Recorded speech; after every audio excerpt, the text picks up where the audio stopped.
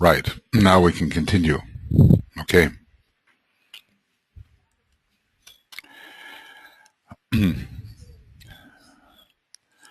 So let us proceed. We are on page, what page are we on? 35. Coming up to 36, I think.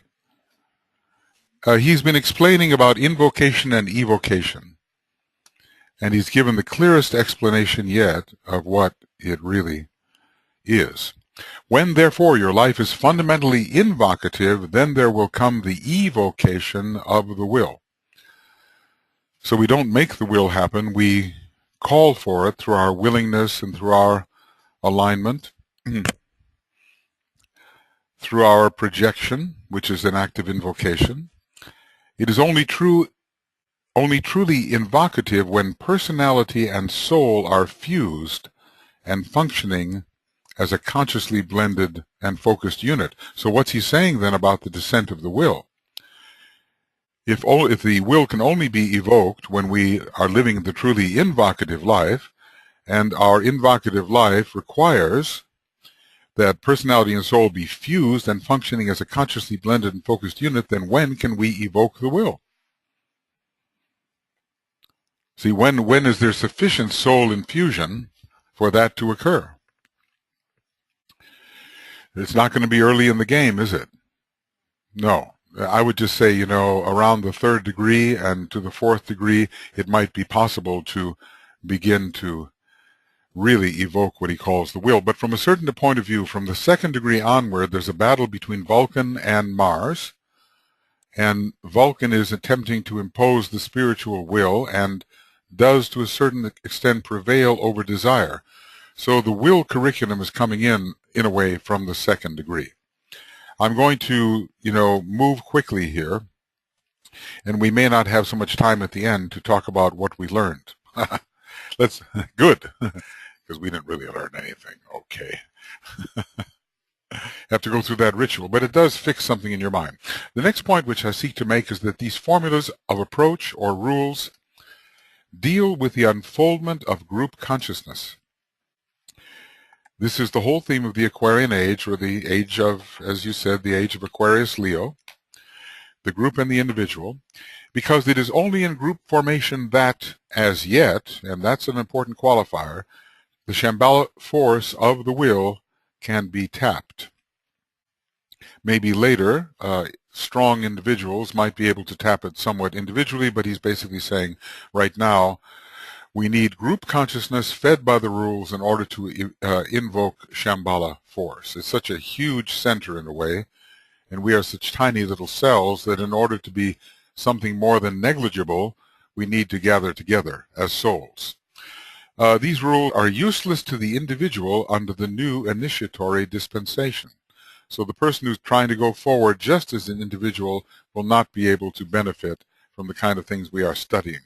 Only the group under the proposed new mode of working and of group initiation is capable of invoking Shambhala. The implications are very strong. Only the group under the proposed new method of working and of group initiation is capable of invoking Shambhala, which means that in a way the divine will and the divine purpose can only really descend or be appreciated by the invocative group. And that is why, and then he gets into this piece of occultism that will be of the Trevor Ravenscroft variety. That is why Hitler, the exponent of the reversed reaction to Shambhala, and consequently the evil reaction, had to gather around him a group of like-minded people or personalities. There were 7 of them, I think, altogether. On the upper arc of the evocative cycle, Hitler being the expression of the invocative arc of the Shambhala force, I suppose of the reverse swastika, driving into matter, it requires a group to bring about evocation. But he had a group as well, and any love aspect of Shambhala was dismissed. We now come to my 3rd point in relation to the rules or formulas and their objective. They are concerned above everything else with group initiation. Okay. the third point. What were the first 2 points? Does anybody remember? What was it? The burning ground. Okay, I think this is I know what you're talking about. You're talking about the second sentence and the first sentence. This is a different thing. Don't worry about it. I can't remember either. We'll come back and get it. Okay. These rules concern above all group initiation and all of the tremendous opportunities of Jupiter, the esoteric ruler of Aquarius, signifying the benefits of group association, the expansion of consciousness possible. They have other applications, but for the present, here lies their usefulness. What, you may ask, is group initiation? All right. Does it involve the taking of initiation by every member of the group? Can one person have so extensive an influence that he can hold up or delay or even prevent in time and space the group from taking initiation? Well, it does seem that there was, in a way, one person in DK's group of 24 who had not yet been capable of quote-unquote standing before the Christ, and so that meant that the others could, or the group could not take group initiation. But then he said, well, even if the other person had taken it, you weren't really ready anyway. The group need not necessarily contain members who have all taken the same initiation. The group is organized like a hierarchy. Even the hierarchy itself is composed of members who are of different initiatory degrees, 5, 6, and 7, primarily.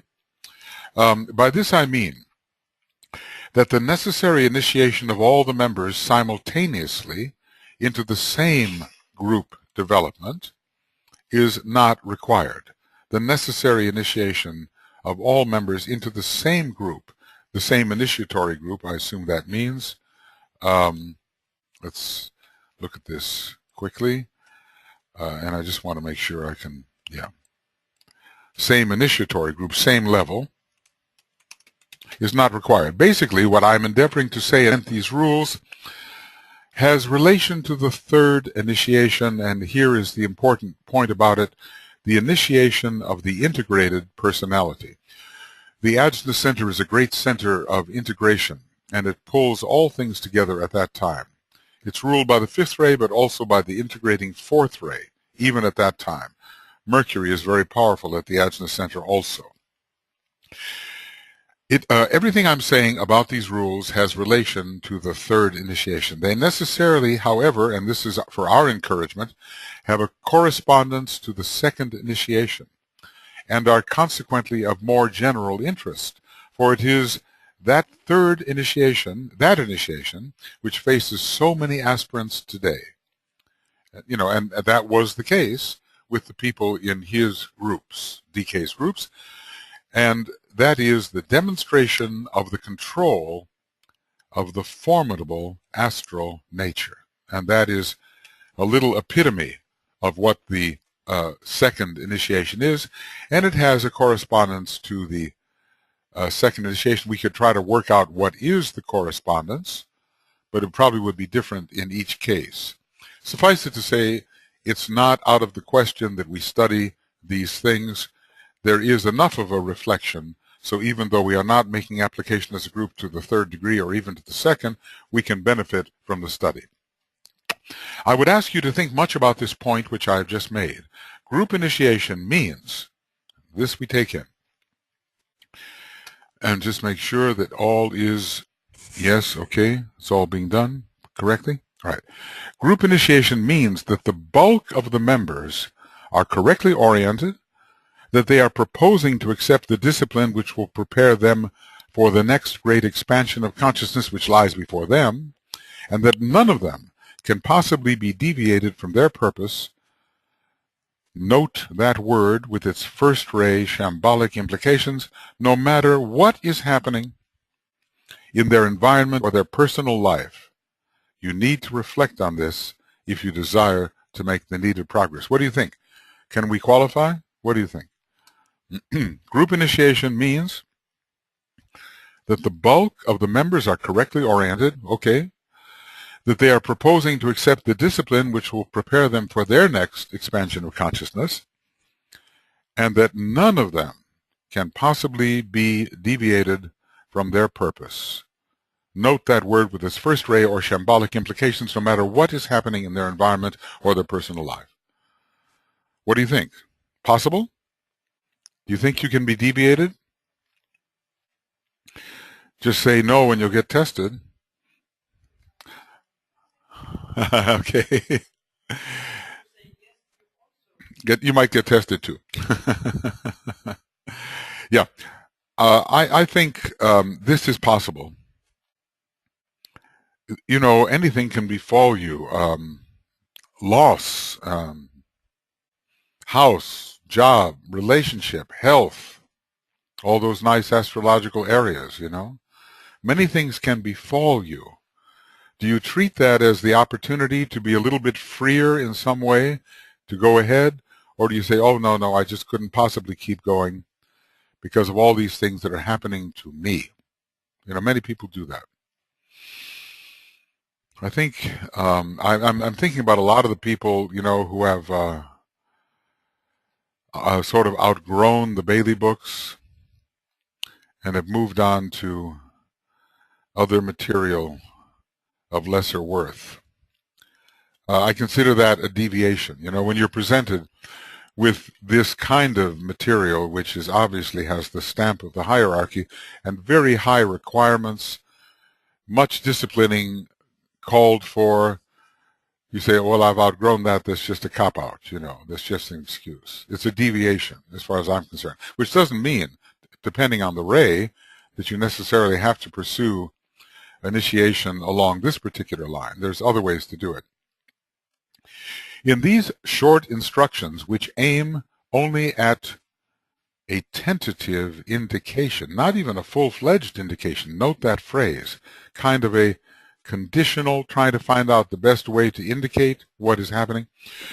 These short instructions, which aim only at a tentative indication, it is not necessary to enter into explicit details.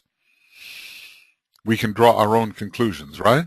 In any case, if the formula or rules are not intuitively clear in your minds, anything I could say would only hinder and frustrate my purpose. So he needs us to have the intuitive approach to these rules, which to a degree we do. And we think more of the second degree than the third degree. And we are not to be deflected. I think we can study these things. Okay, finally, this is the fourth point. We'll have to go back and collect which ones they are.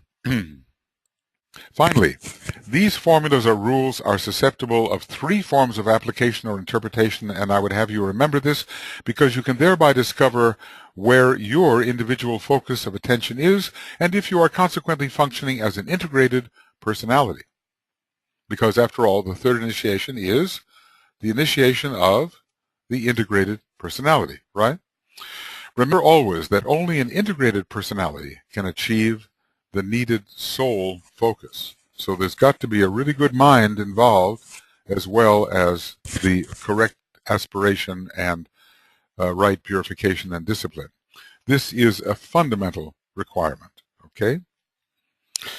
These three forms of application are physical, emotional, and mental in nature. In other words, every one of these rules has certain demands. And the demands will apply to all those three levels, and we have to find out what is the correct way to approach the rule or express the rule from each one of those levels. But those words, in their simplest connotation, have true reference to the task of achieving one or other of the higher initiations. Physical, emotional, mental, perhaps initiation 3, 4, 5. The only way their significance can truly appear is by grasping the following meanings. Okay. Now he's going to give us an analysis of the three levels and how the rules can apply to those three levels. So here are the three levels. The physical application refers to the usage by the group of the given knowledge and intuitively perceived information in such a way that the needs of the larger group of which the group itself is a part are constructively served. So this would be the ashram, would it not be? The larger group of which the group is a part. So serving the needs of the larger group, this is the physical application. The consummation of this ideal is to be found in the activity of the hierarchy itself, which, from progressive point to progressive point, finds itself in the position of intuitive interpreter and force transmitter between Shambhala and hierarchy. The individual initiate on the way to one or other of the higher initiations has, in his lesser degree, to achieve the same dual function and thereby fit himself for wider cooperation. We have to look two ways, don't we? So if hierarchy stands midway between humanity and Shambhala, where can we stand midway?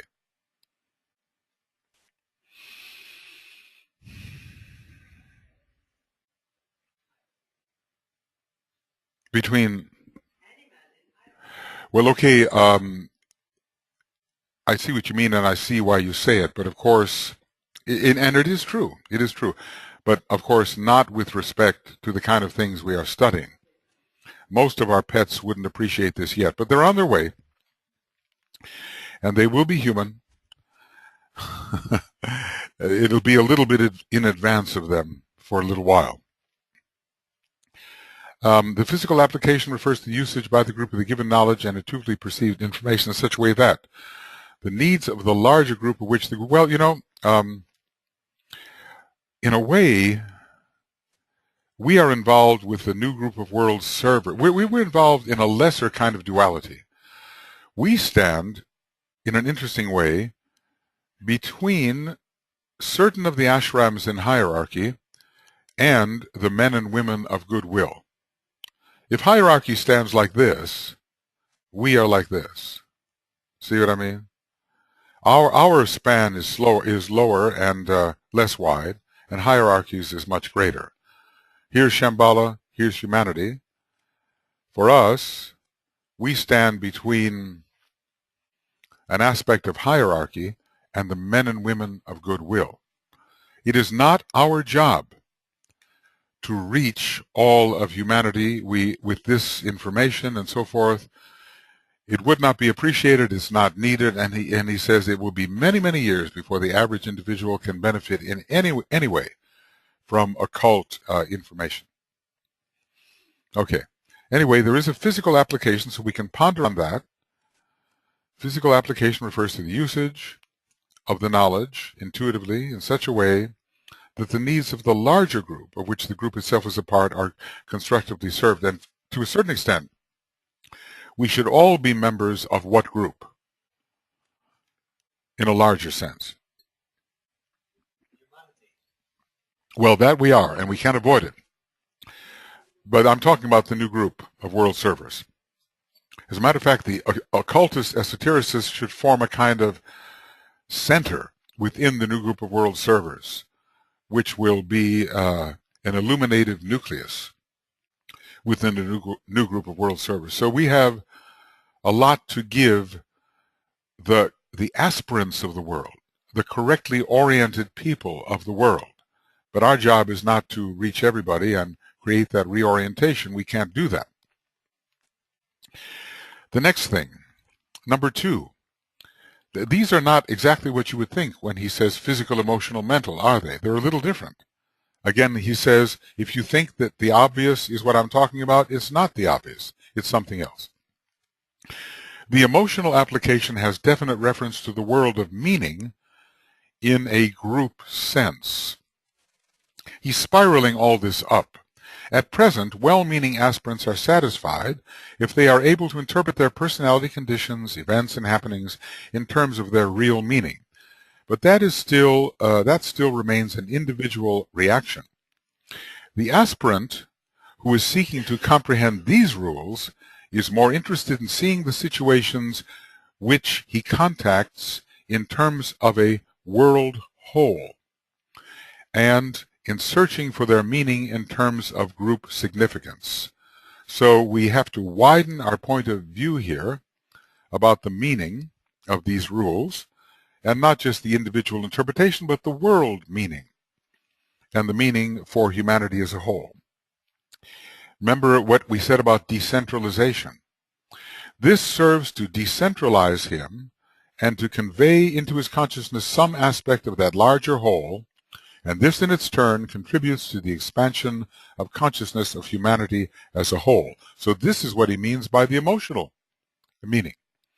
It's kind of interesting. He's not exactly starting at the physical level, is he?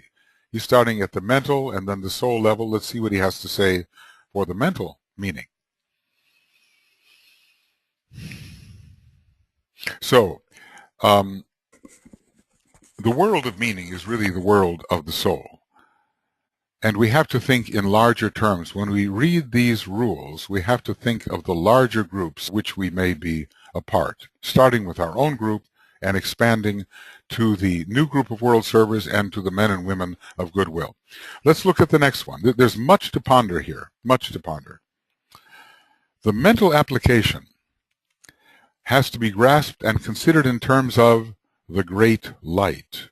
See, he's not just dealing with the concrete mind at all. He's spiraled everything up.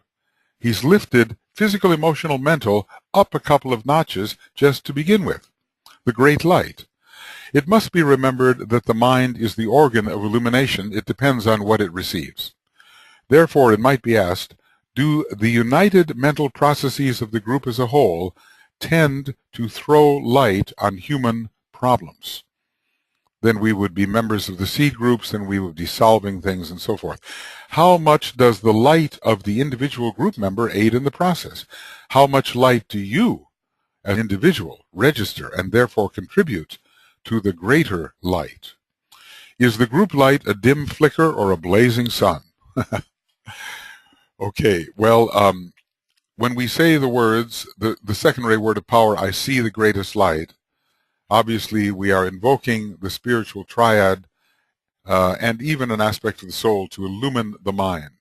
So the mental interpretation has to do with mental illumination and a broader type of illumination which has to be expressed in the larger group of humanity.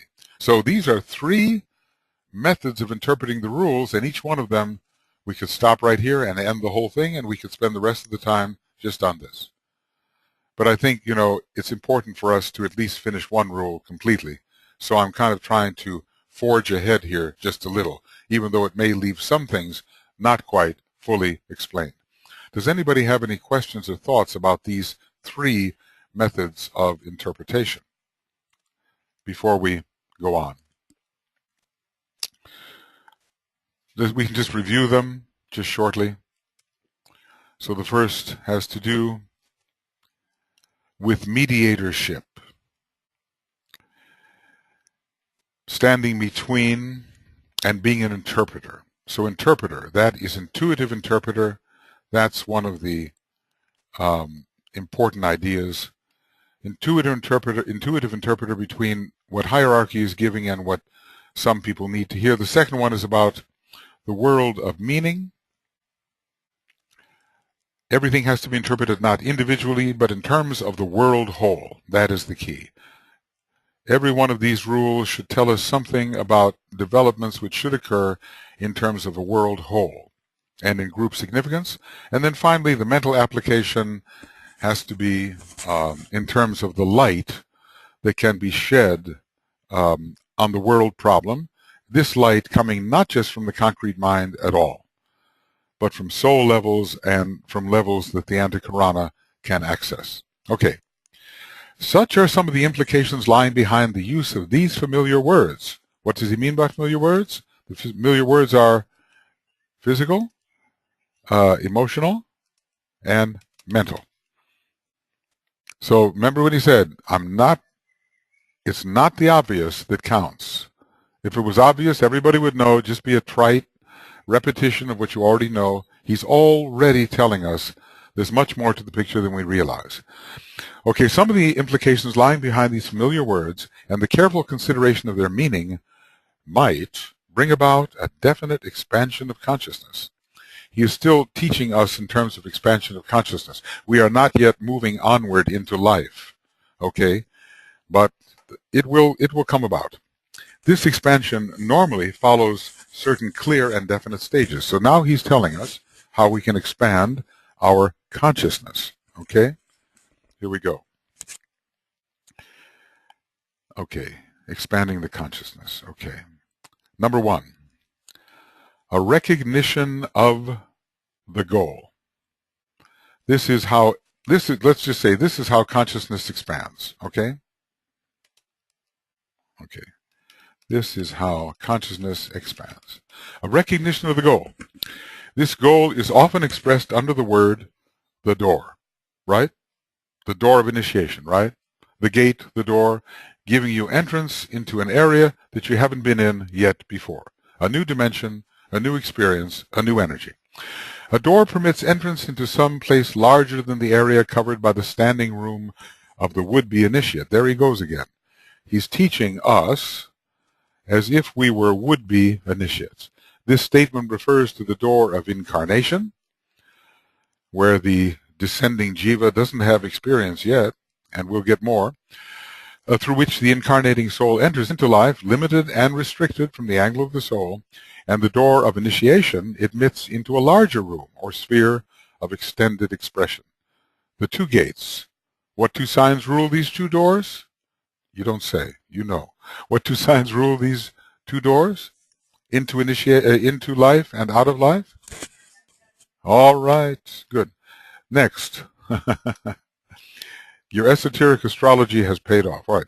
A recognition of the goal. The next way consciousness expands is called the approach. Under well-regulated and imposed and well-tried rules of the entering one towards a vision goal. The approach under regulated and imposed and well-tried rules, the approach of the entering one towards a vision goal. This involves conformity to that which has been tried, known, and demonstrated by all previous initiates. And what's this all about? Rules. Not laws, not commands, but rules. And it is Saturn. So this is called the approach, and if we follow the correct approach, our consciousness expands. All right, here's another stage. The arresting of the steps of the initiate before the door, in order that he may prove himself to be initiate prior to entry. Very important. It's not just a beeline towards the door and go right through. You have to prove yourself initiate before you are initiated, right? The initiate is always initiate before initiated. We have heard this many times, correct? So, you are tested before the door. You may be passing the burning ground. There may be dire circumstances to deal with, and you prove you have what it takes before you are confirmed by the initiator so that you can turn your mind to other things. The passing of certain tests. So that's part of proving yourself to be initiate, the passing of certain tests in order to demonstrate fitness. This all sounds rather rigorous, doesn't it? I guess we have to ask ourselves if we are willing to undergo these things. But as the will gets stronger and stronger, our willingness is naturally evoked. Then comes the stage of entrance. This is all about the expansion of consciousness. Then comes the stage of entrance. You knock first, of course, under due and set rules and yet with full freedom of action, because your will cannot be violated. Free will comes from Sirius, and those in the White Lodge are not permitted to compel your will. You will see, therefore, why ever the need for understanding is emphasized, because we must understand these 5 steps. Must understand these 5 steps for the expansion of consciousness. All right, that's fairly straightforward. Before proceeding to study the final phases of Rule 1, let's see where we are. 1, 2, 3, 4, 5, 6, 7. Oh, that's not too bad. We're going to make it. I can slow down now. Will that be appreciated? Okay. Sorry. Okay. Well, you can get the tape later and the video to see where you were when it happened. Okay. Before proceeding to study the final phases of Rule 1, I would call your attention to the fact that the initiate has faced two major tests symbolically described as the burning ground and the clear, cold light. And I suppose each one of them has its challenges. You may remember a formula in esoteric psychology too. It's called the Ackley formula. You remember that? Alignment, crisis, light, revelatory and distressing, revelation, integration. This is the light of the soul upon the personality, and it reveals all the faults. And the second-rate types have a terrible time with it because, they are so conscientious and so vulnerable and want to do things right. And they're so sensitive. So it's a lower form of the light which now reveals itself. The clear, cold light is not about the personality at all. It's a light that is revealing through pure reason the nature of the divine plan. It is assumed by this time that you've done a lot of work on yourself and gotten rid of all of those sort of probationary path issues, which could disqualify you from further use. Understood? So we have two major tests symbolically described as the burning ground and the clear, cold light. Only after he has successfully passed these can he or the group, when considering group initiation, move forward and outward into the wider reaches of, and there's our word again, divine consciousness.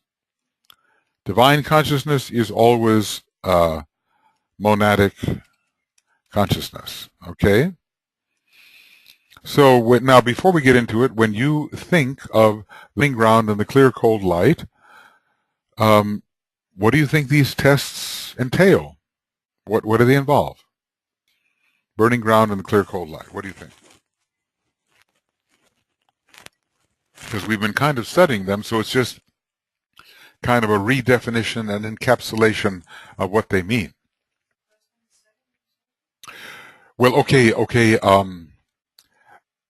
Well, you could say so because, in a way, lead us from darkness to light, lead us from the unreal to the real. But every initiation contains some reflection of these processes. You always approach via a burning ground. There's always a clarification of consciousness that we could call the light. Whether it's the clear, cold light or not, now we're talking about the third degree, right? So what is the main value of the burning ground? What happens as a result of the burning ground? What emerges? It's the Latin word for fire.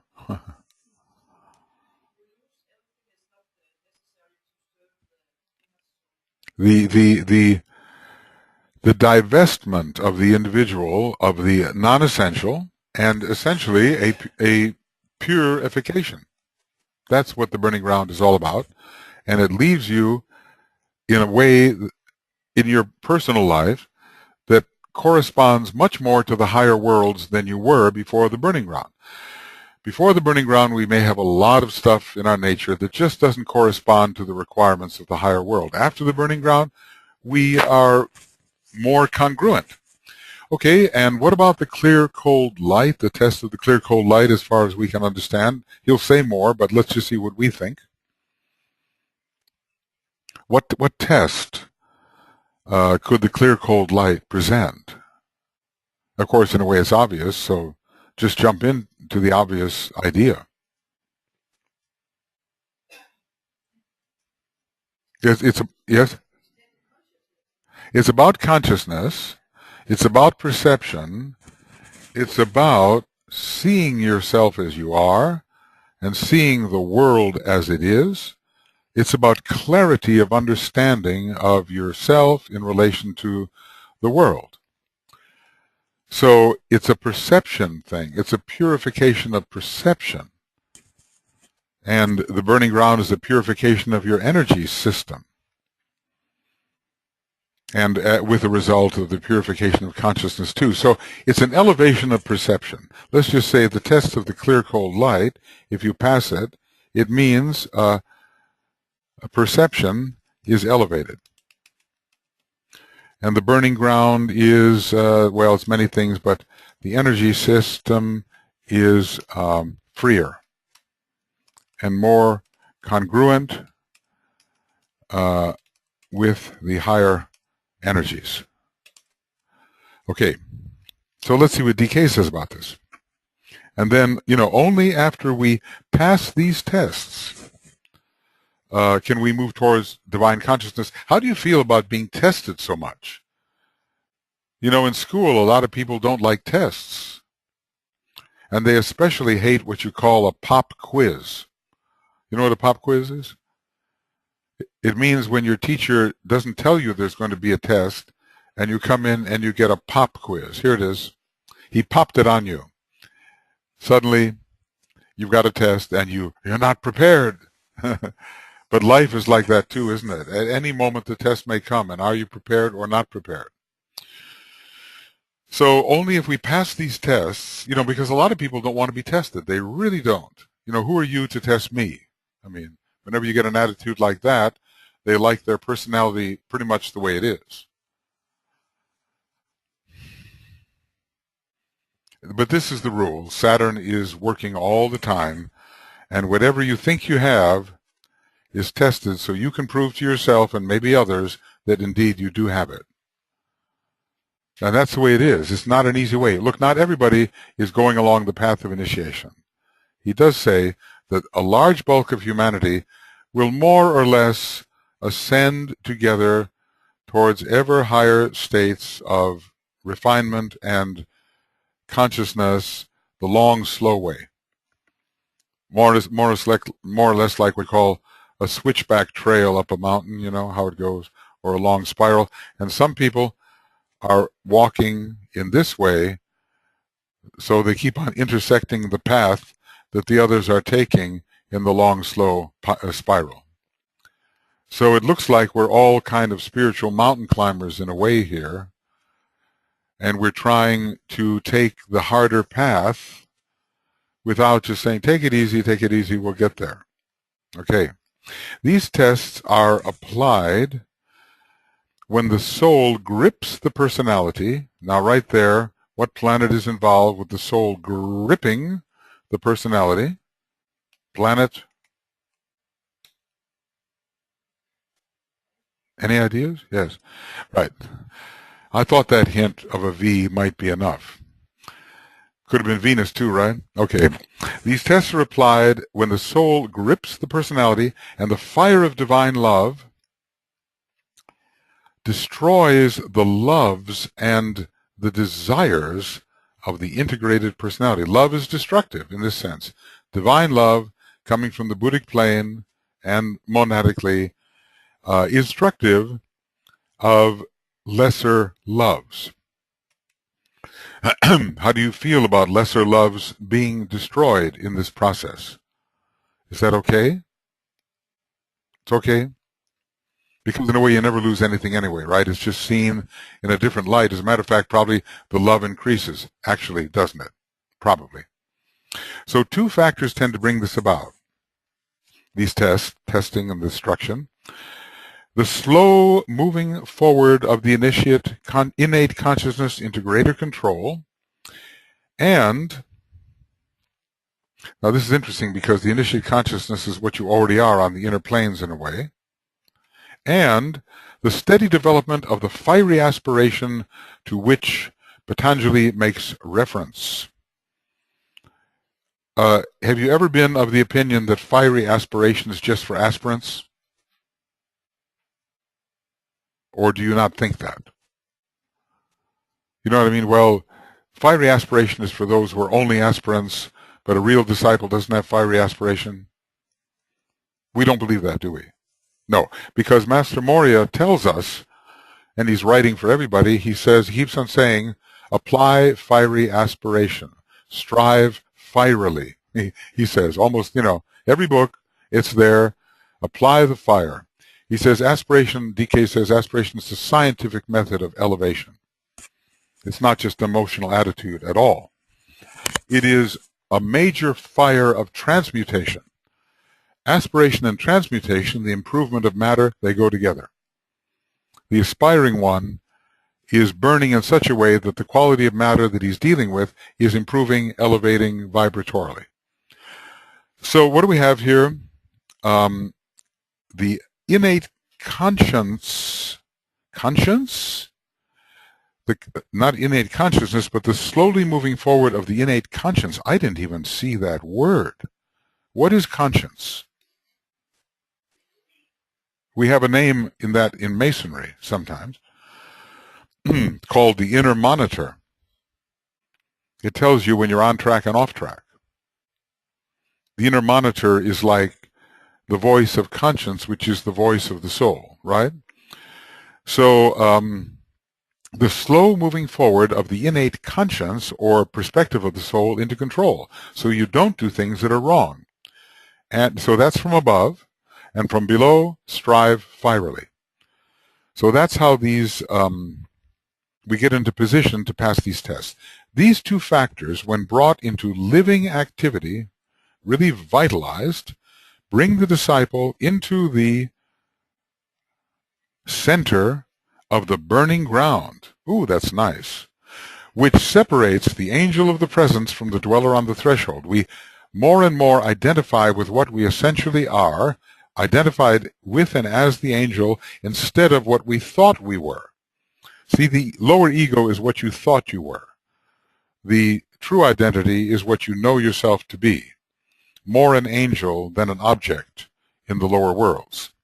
The burning ground is found upon the threshold of every new advance until the third initiation has been taken. So there's a burning ground even before the third initiation. So let's look at this carefully. What brings us onto the burning ground? Two factors. So this is somehow very important, isn't it? Two factors bringing us onto the burning ground. What are these factors? Conscience and aspiration. Does that make sense?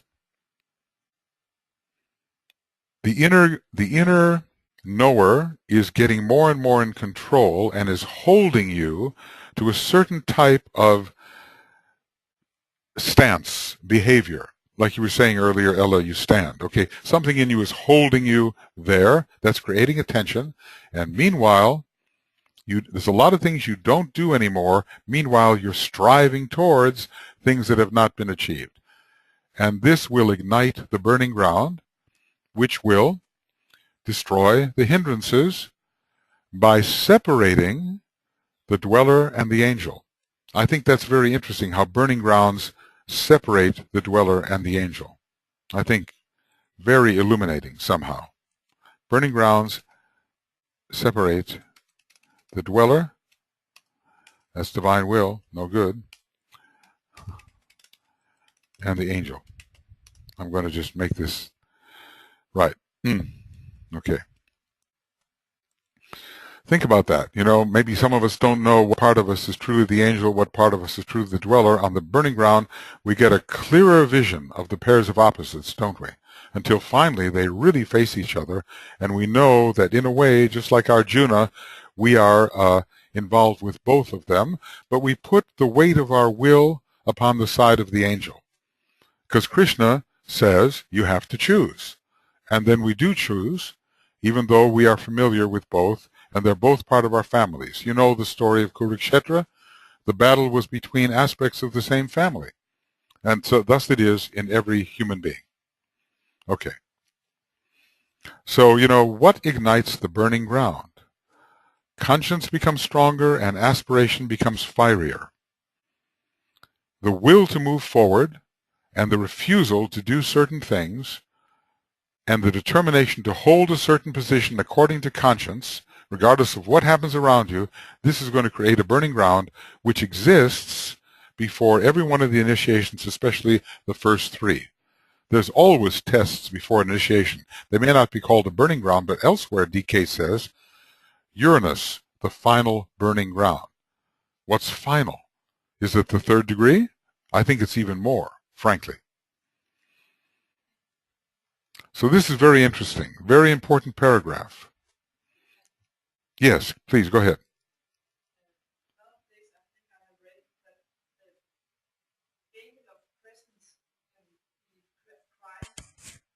The angel of the presence can be Christ. Yes, there's someplace in the book where it says that Christ takes the place of the angel of the presence. They have a similar stance in the initiation chamber.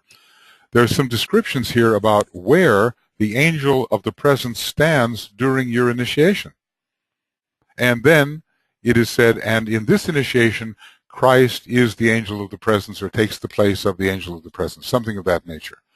We'll have to get more specific, but Christ is not per se the angel of the presence, but develops a similar function at a certain initiation. Yes, because Christ symbolizes the Buddhic level, and usually the angel does. Yeah, let's try to find out which initiation that is. It's in this book. But that's not all the initiations. That's a specific one where Christ, it even gets particular about where they stand in geometrical formation during particular initiations. And should we say that the angel of the presence attends your initiations up to a certain point. So these are some of the inner mysteries, interesting. Let's try to find that. You know, if we just look up Christ and angel of the presence, we can probably find it. But I think I want to, you know, if I don't find it right away, I'm not going to look for it too much. Well, there's 5. Christ knew the hope of the glory, angel of the presence.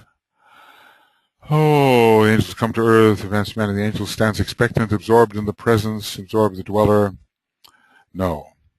Believe, Christ, the angel of the presence with the silver angel eagle. This is the achievement of the past group, then the presence itself, no. Full-grown man in Christ's presence, no. Here we go. This is it, I think. In the earlier 2 initiations, the angel of the presence stood between the disciple candidate and the presence. At the later initiations, the angel of the presence is the Christ himself, one with the soul of the candidate, the individual angel of the presence. Through the heart of Christ passes the dynamic power of the one initiator as a stream of light stepped down or toned down by the Christ in order that the candidate can appropriate it. That's the reference. That's the one. So it has, is it the 3rd degree? Because the first 2 initiations were the angel of the presence stands between the disciple and the presence. And then at the later initiation, the angel of the presence is the Christ. Although at the 4th degree, I suppose it would have to happen.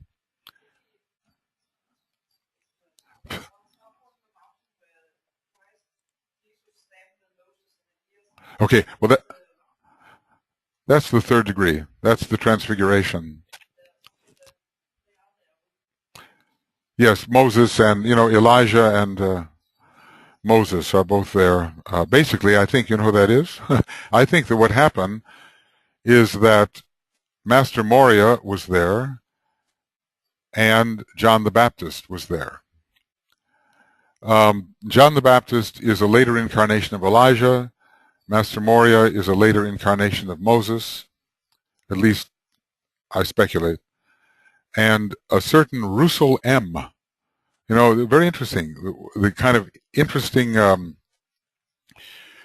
stories that go along with what's going on. So here is a picture, obviously somehow conveyed by Master M to Nicholas Roerich, of Christ in the desert with this very dark-haired, dark-bearded Russell M standing by, watching him draw the flower, you know, human hands and human feet and the the flower in the center, how human progress will be made. In other words, that somehow he who was Moses, incarnating as Russell M, is there with the Christ as well.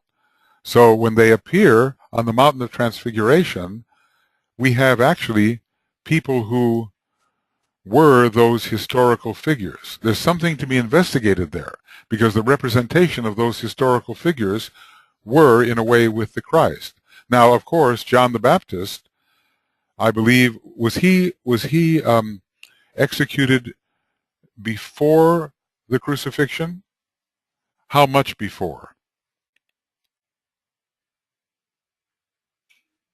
This is something we have to investigate, because there seems to be a direct line of connection between Elijah and John the Baptist, just the way there is esoterically between Moria and Moses. So, you know, Christ is cooperating in a hidden way with certain of these figures. Anyway, this is the one you're talking about, and we would have to look at this carefully. Maybe we'll get there. At the later initiations, he doesn't say which. You know, has the angel of the presence returned when this is happening? That's the question. Is it sequential?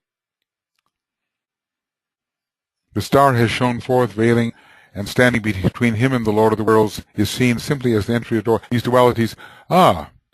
What initiation is being spoken of here? Well, I don't want to get off the track, but there it is. The star has shone forth, veiling and standing between him and the Lord of the world, the Ancient of Days, is seen as the entrance or doorway and as the admitting agency into something larger than simply planetary life. This is a later initiation. There may be some that are skipped in the middle, because the angel of the presence is still with us at the 3rd and 4th degree, even though it leaves at the 4th degree. It could be now that we are talking about something later, with the Christ, the Buddhic Christ, taking the place of the Buddhic angel of the presence. But that's the reference you mean, I'm pretty sure. Okay, so anyway, producing a burning ground in your life. So what do you need? You want a burning ground kit? You know, little kit? Help every one of us produce a burning. We open it up. There's conscience and aspiration. We have everything we need for a burning ground kit. Okay. Well, I'll tell you one thing. If you strive fierily enough, and you intend to do things of value beyond your own pattern of present performance, you will create a burning ground. The friction will arise, the invocation will go forth, the higher power will descend, and pretty soon you will find yourself in a heated situation which will destroy much of your present personality tradition and turn you into something else. So, you know, we have the choice of whether we want to really move onto the burning ground, because sometimes I think, you know, it's an act of will that takes us onto the burning ground. A willingness to go through what it takes. You know, you can't just say, oh, here's the door of initiation, well, I guess it's time for me to walk through. There's certain demonstrations which have to take place before the door of initiation. So without a tremendous striving, it's not going to happen, you know. So I think it's a very good thing to increase the intensity of our striving. How do you do that in your life? How do you increase the intensity of your striving? Have any ideas? Have you done that recently? I'll tell you what, I think when you begin to, through realization and meditation, to realize the advantage of the future state when compared with where you now stand, that will do a lot to increase the intensity of the striving. Don't you think so? See, what gives us incentive to want to move ahead? Isn't it the vision and the clarity of the vision and the magnetism of the vision? Being clear about what the possibilities really are? Oh, I never realized that before. I never realized there were such advantages, let's say.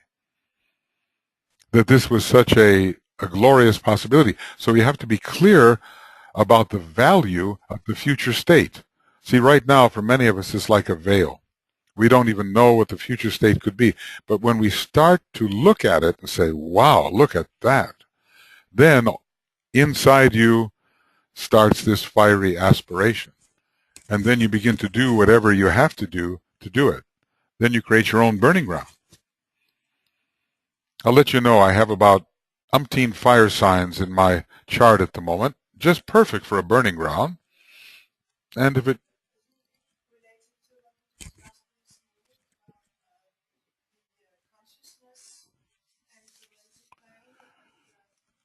the willingness and consciousness, the more consciousness you have about what the possibilities are, the more incentive you have to strive towards it, and the greater willingness you have to put yourself in line with the will that will keep you there, keep you on the burning ground. Because a lot of people, as soon as it gets hot, they get off the burning ground.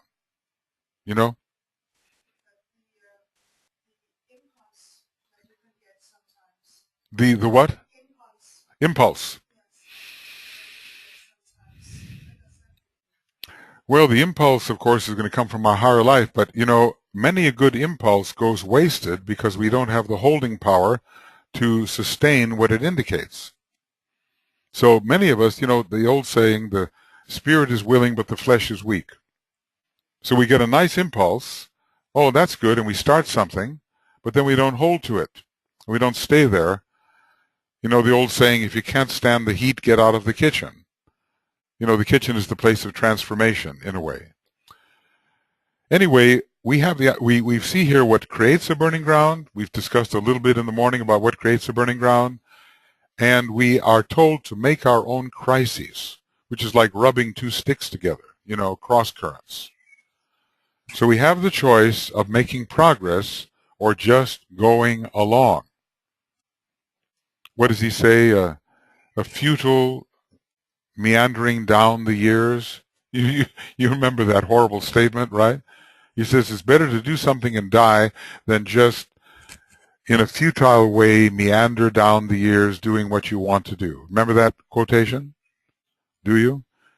If you don't, it's a wonderful little quotation. And let's see. Meandering, that's metering. There's only one. A brief period of organized effort and at the end death is of more vital usefulness today than a futile doing of the things a man feels like doing in a leisurely way and then meandering feebly down the years. Now, if that's not disgusting enough to turn everybody off from a futile meander, I don't know what is. This is a fantastic statement. And it's a statement that encourages us to be a very striving, purposeful, forging ahead people. Because a lot of people are just drifting along, You have to make your own challenges. Absolutely. We should take a look at 3,000 miles and decide we're going to cover that ground. See? Make challenges. Absolutely.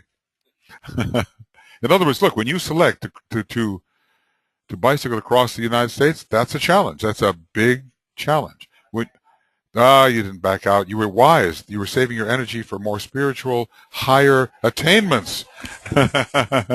You didn't back out. You just want to make sure you had a vehicle left. I mean, when I say a vehicle, I don't mean a bicycle. So, yes, challenges. This is the year 2012. This can be, one hell of a year. Could be. And, will we somehow set up the challenges before ourselves so that we can really achieve? See, in a way, look, the burning ground is not exactly, the kind we're talking about is not exactly forced upon you. It has to come from within you. You may be forced into some of the other burning grounds, like, if somebody bombs your city, you're in a burning ground, right? That's one example of something you just can't escape. The sacrifice pedal of the first tier is involved. You're forced into all of these sacrifices. You didn't know anything about them. It's just You're just a servant of the sacrifice. But later on, these burning grounds are self-initiated, aren't they? So what we're trying to do is stimulate the will of the members of the group and the group itself, to stimulate the will that will bring about the burning ground. And of course, the enlarged consciousness, which gives you the incentive to step on the burning ground and so forth. Okay. Now, that was the burning ground. And we found that conscience, oops, my computer is protesting. It doesn't like the burning ground. You see this? When my computer turns white and it starts to shake. It's a lot like people. Okay, the clear, cold light is the light of pure reason, of infallible intuitive perception, and its unremitting, intensive, and revealing light constitutes a major test in its effects. What do you do when you actually do see the truth? You know, could be this, could be that. I speculate it's this, possibly theory, this, that. What happens when you really see it? And other people around you don't see it, and you see it. The clear, cold light is the light of pure reason. This is a marvelous sentence. Of infallible intuitive perception. Infallible. It's like intuition is more infallible than the Pope. Maybe they don't believe in that anymore. I don't know. Used to be that the Pope was infallible. Unremitting, never stopping. On. Inexorable. Not giving remit, not pulling back, not giving a pause, not giving a sequence, interval. Not giving an interval. That's a Finnish word? Sorry, Danish. Excuse me. I've been in too many Finnish classes with very, very long words, never-ending words. Unremitting. You don't let up. The second-ray soul is said never to stop, never to let up, giving no leeway, pressing on and on and on persistently. This is unremitting. And it means the light won't stop shining. That's what it means. Infallible intuitive perception and its unremitting, intensive, and revealing light constitutes a major test in its effects. How would we think it might? Before we, really see what he has to say. How would this type of light constitute a major test in its effects? What do you think?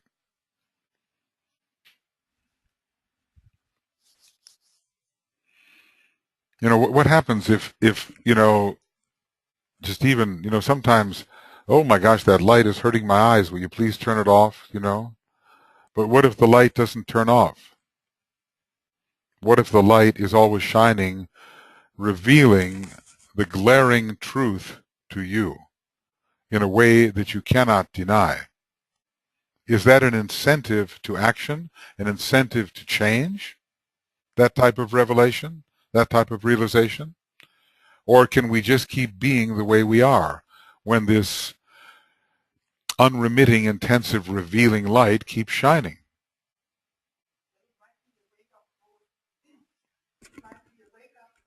Wake-up call. I would say that it will create a tremendous cognitive dissonance in your consciousness. Here's what I thought was true. Here's what is true. They are in conflict. What do? I have to change everything. I change my whole belief system, my whole reality system.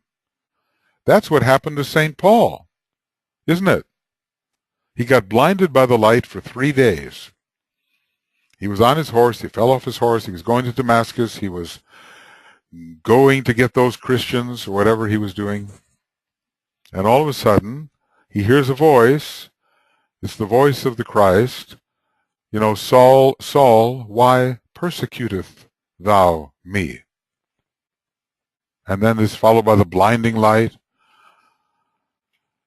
So something hit him. It was, it was even atmic in a way at the third degree.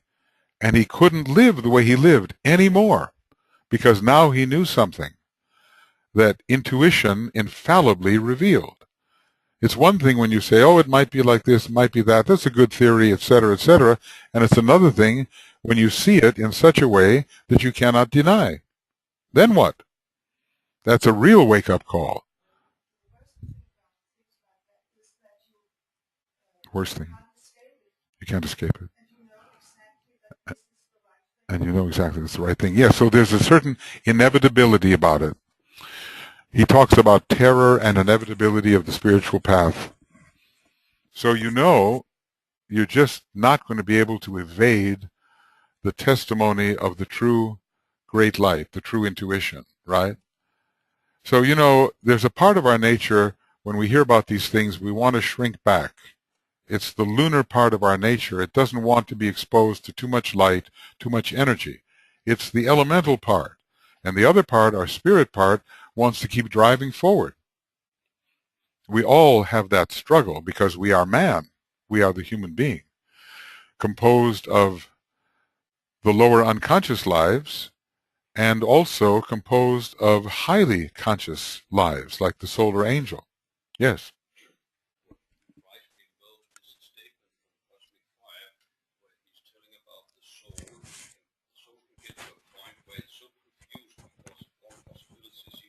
Yeah. This,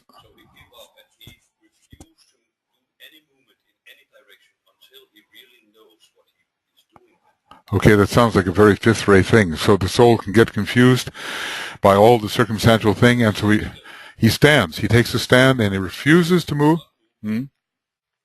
Well, that's probably very smart in one way, a very intelligent thing to do. Yeah, I mean, just until you know. So you don't do anything really stupid, but you. Well, there is such a thing as taking a stand until the light comes. Stand before the door until the light comes. He talks about that in White Magic, too. He says when you're faced with the decision, what can you do? Well, you can trial on error. You can try to go through one door or the other, or you can wait until everything clarifies. And then you know exactly what you're doing. So the initiate discovers the depths of evil, and at the same time is enticed, magnetically drawn forward by the heights of a growing sense of divinity.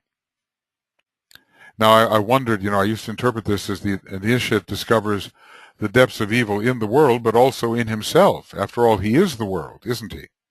The initiate really begins to know this.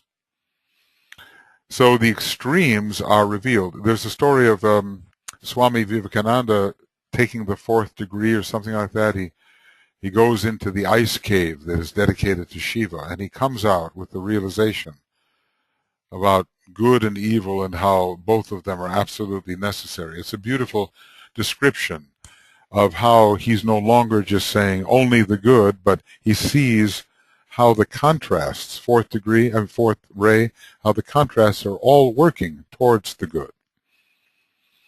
So the initiate discovers the depths of evil, and the clear cold light is going to reveal that, of course. And at the same time is drawn towards the great heights by the growing sense of divinity. It's a very fourth ray human thing. It's that kind of situation. You're between the poles of spirit and matter. Now, what does the clear cold light reveal? Let's see.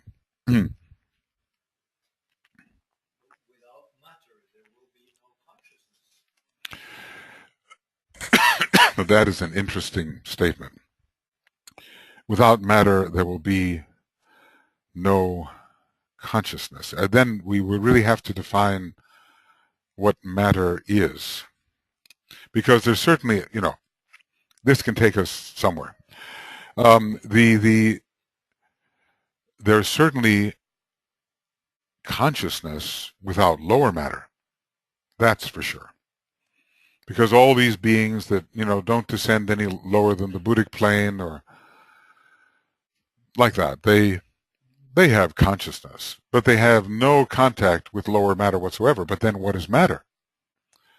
So because in a way they are still involved with matter. And how far up does matter go? And maybe Mula Prakriti is a universal substance that is always involved with consciousness.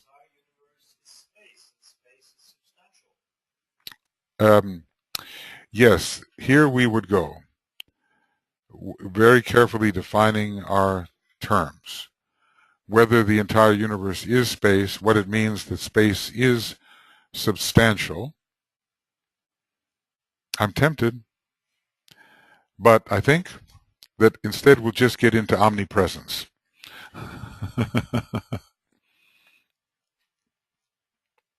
Okay, so here we are. The clear cold light reveals two things, maybe more than we thought, huh?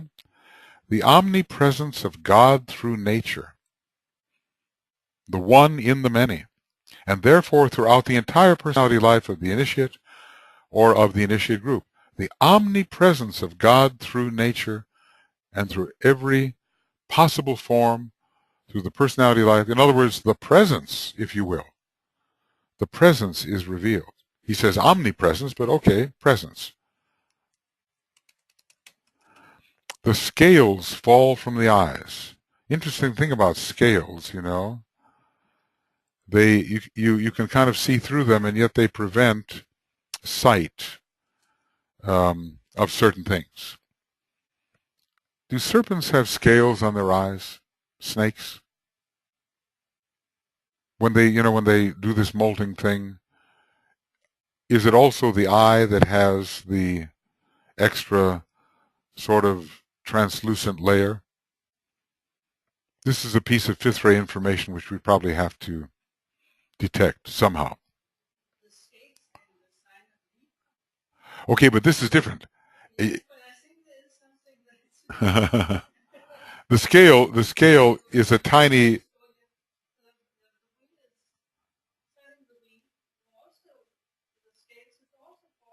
The scale is falling. Okay, the scale one of the pans falls. That's what he means by the scales falling. In other words, this is going on, and then one scale falls. See, then you make a judgment.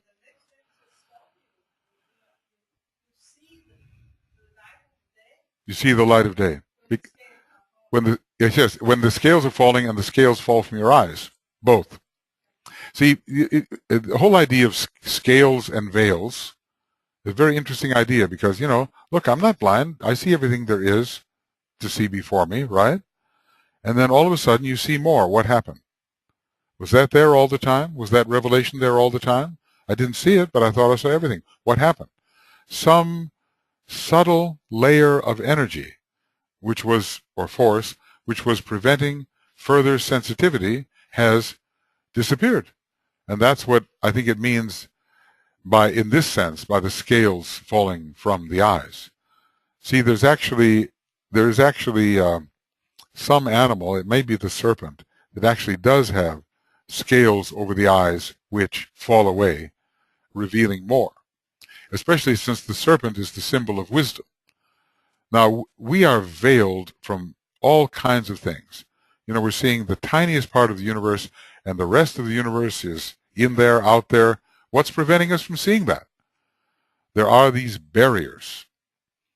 There are these energy barriers which prevent us from contact.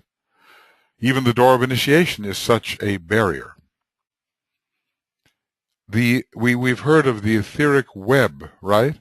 We studied it. And the burning away of the etheric web. The etheric web is such a barrier, an energy, a configuration which is preventing further impact and sensitivity. We have one ring pass knot after another, which has to fall away to reveal more and more. So, I think we can meditate on this idea. If we want to combine Libra, we can do that. The scales fall from the eyes, bringing about, paradoxically, the dark night of the soul, and the sense of being alone and without or bereft of all help. Does this make sense to us, though? Probably does, doesn't it? Because if you see realistically enough, you say, oh my God, you mean this is what's really happening? And this is how bad things are, before they get good? And before, you were just happy and blissful and blind to all these things. But when the scales fell from your eyes, you realized the enormity of the problem. And that's what he said dawned upon the soul of Jesus at some point. This led, in the case of Christ, for instance, not even Jesus here, Christ, this led, in the case of the Christ, to that appalling moment in the Garden of Gethsemane, and which was consummated on the cross when the will of the personality soul clashed with the divine will of the monad. And this is what we've been talking about all morning, hasn't it? The necessity of fusing the soul personality will into the monadic will, even though there might be an initial clash, a clash. It means two things hit each other, even though there might be an initial clash. Here he is deliberately confusing things, but if he's talking about the Christ, it's not Jesus, and if it was consummated on the cross, it was consummated with the Christ hovering above and participating with Jesus, who was on the cross. When the personality soul clashed with the divine will of the monad, and that happened in the garden. It didn't happen on the cross. The revelation to the initiate of the ages of severance from the central reality and of all its attendant implications descends upon the one who is attempting to stand in isolated unity, as Patanjali, to quote him for the second time, calls the experience. These are some amazing words, but the more clearly you see how all of us have been separated from reality, the greater the appalling quality of the moment and the horror of the realization of just how in consciousness we have been separated from divinity. Okay, so apparently what was going on there in the Garden of Gethsemane was a very, very difficult process for the Christ. Did you have a question? Thought? No? No. Okay. Very difficult. The omnipresence of divinity within all forms pours in upon the consciousness of the initiate, and the mystery of time, space, and electricity stand revealed. That's quite a statement. And what type of initiate are we talking about here? What degree? Pretty much, and increasing. Time, space, and electricity. That in itself is some kind of interesting hint, because it seems that to solve the mystery of time and space, the mystery of electricity must accompany, or the solution to the mystery of electricity must accompany the earlier solution. I wouldn't even touch this sentence yet. I just have to ponder it.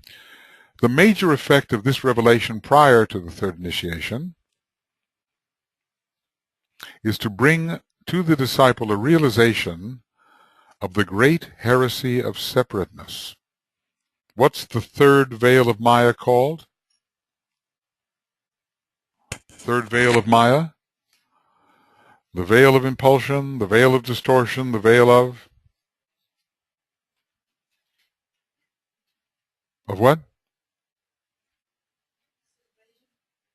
Veil of separation.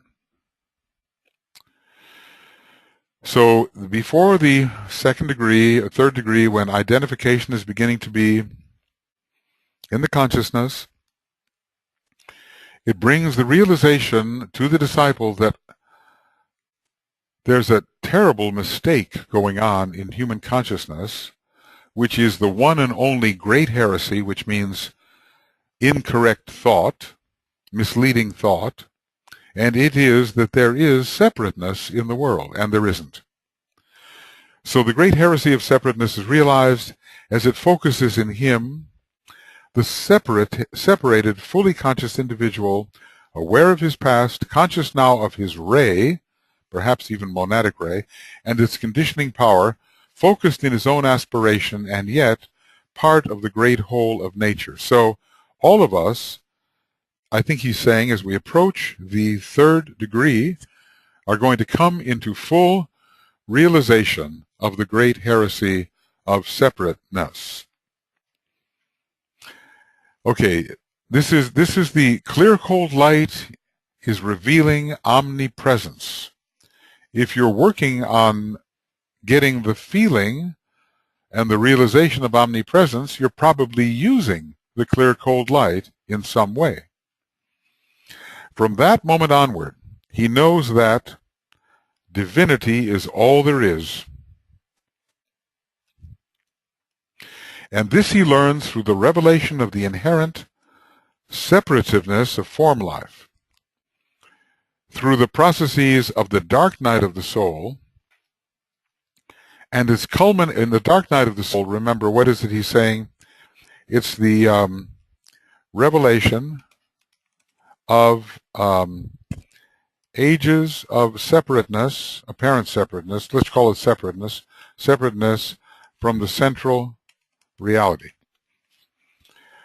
The revelation of the dark night of the soul and its culminating lesson of the significance of isolation and the freeing process which brings about the merging into unity through the emission of the sound, the cry, the invocation, such as the cry of the Christ upon the cross symbolized. That's quite a sentence, isn't it? That's a sentence. So, from this moment onward, when he realizes the great heresy of separateness, he realizes that divinity is all there is. Rule 5, the macrocosmic whole is all there is, right? And this he learns because of the apparent or inherent separativeness of form life, which he has to overcome. I am the one I God, I am the form in which all forms are merged, even though they look separate. And he learns this also through the processes of the dark night of the soul which come upon him in these higher initiations. Is it before the third degree? I'm not sure, but maybe before the fourth. And its culminating lesson of the significance of apparent isolation. Here's an interesting thought.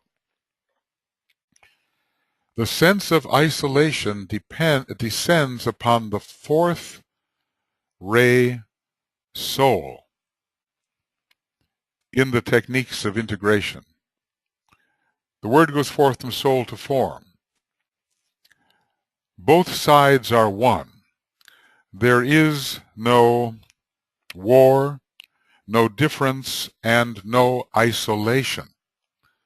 The warring forces seem to war from the point at which you stand.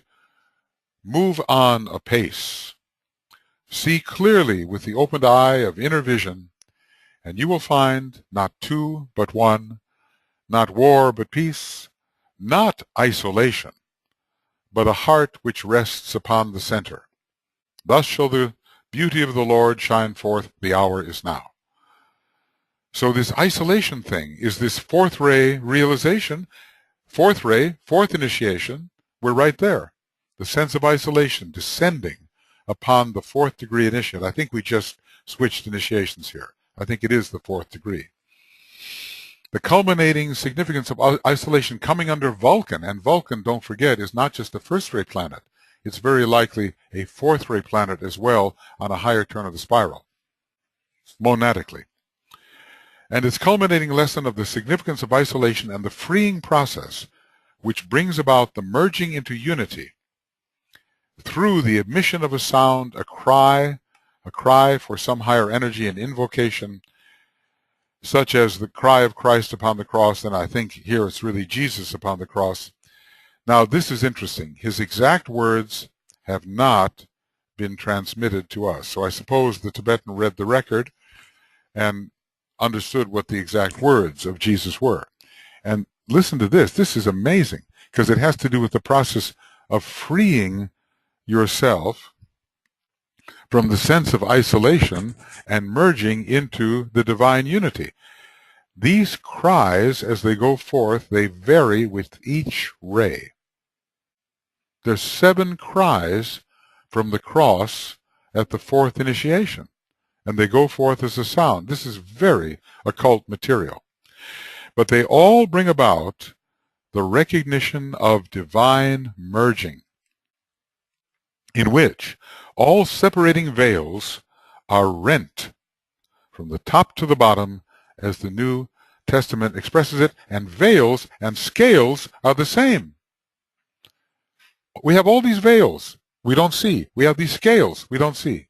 They fall, they are cut, they are rent, they are put away, and then we see and we merge into the divine unity. Yes, Lona, yes.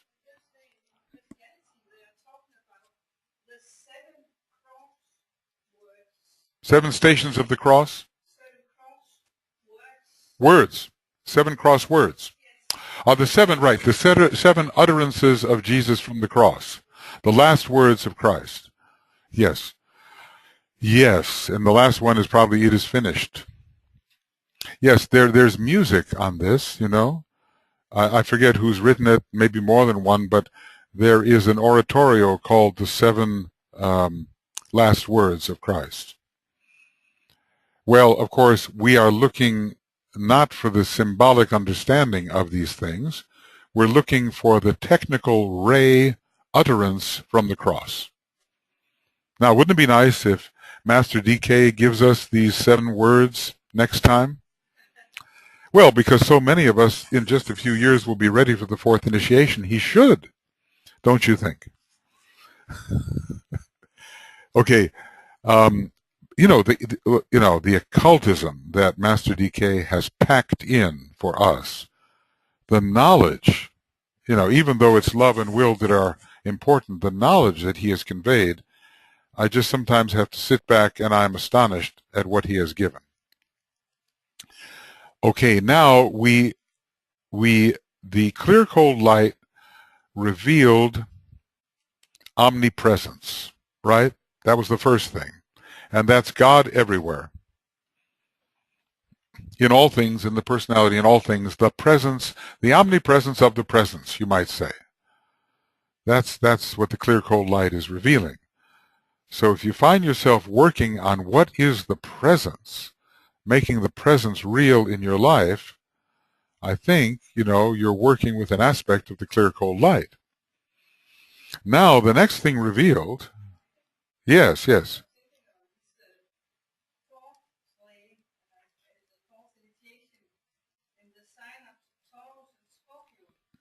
4th ray, 4th initiation, Taurus, Scorpio.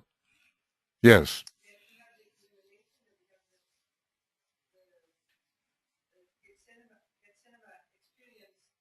Gethsemane experience. Under Taurus. Yes, you know what? Exactly. Light of day. Okay, good point. Scorpio, light of day, revealed.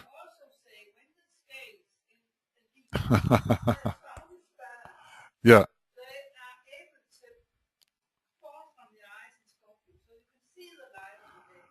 Okay, I understand. And find that reference for me. I know what you're talking about. But look, I'll tell you what. He tells us about Vulcan. That Vulcan is the planet of isolation at the 4th initiation. Okay? Now here's Scorpio. What is the ruler of Scorpio in this case? First of all, it's Pluto. And, well, okay, that comes next. But Pluto deals death. Pluto is the spear. Pluto is the arrow of death. Pluto is causing the puncturing, destruction of the causal body. Then, Mercury, the light of day. What is the light of day? That's the Buddhic plane that Mercury rules.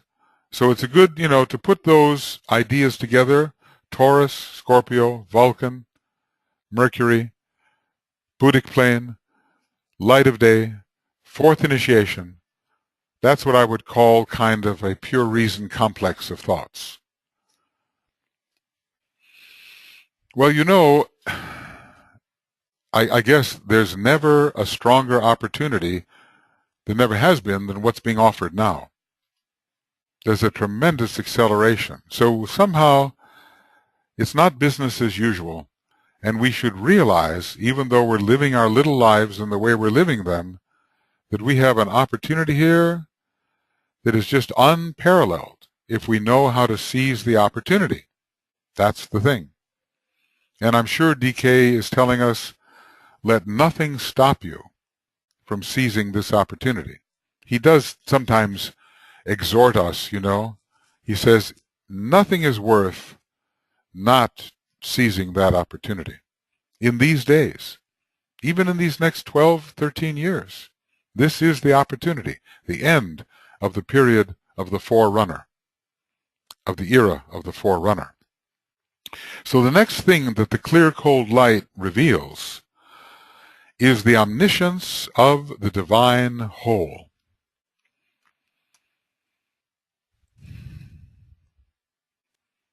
Just want to check this. Okay. All right. It sounds like the clear, cold light is really, it's a lot different, isn't it, than the light of the soul revealing our faults. That's a much earlier stage, isn't it? Somewhere along the line, we're somewhere between the first and second initiation, because esoteric psychology was written for initiates of the first degree. We contact the soul. The flood of soul light pours in. It's still very personal. And we say, oh, this horrid thing, it is not I, O master of my life. Remember the catechism where it says, turn on the light, what do you see? Oh, this horrid thing, So you reveal, your own dweller aspects are revealed. This is different.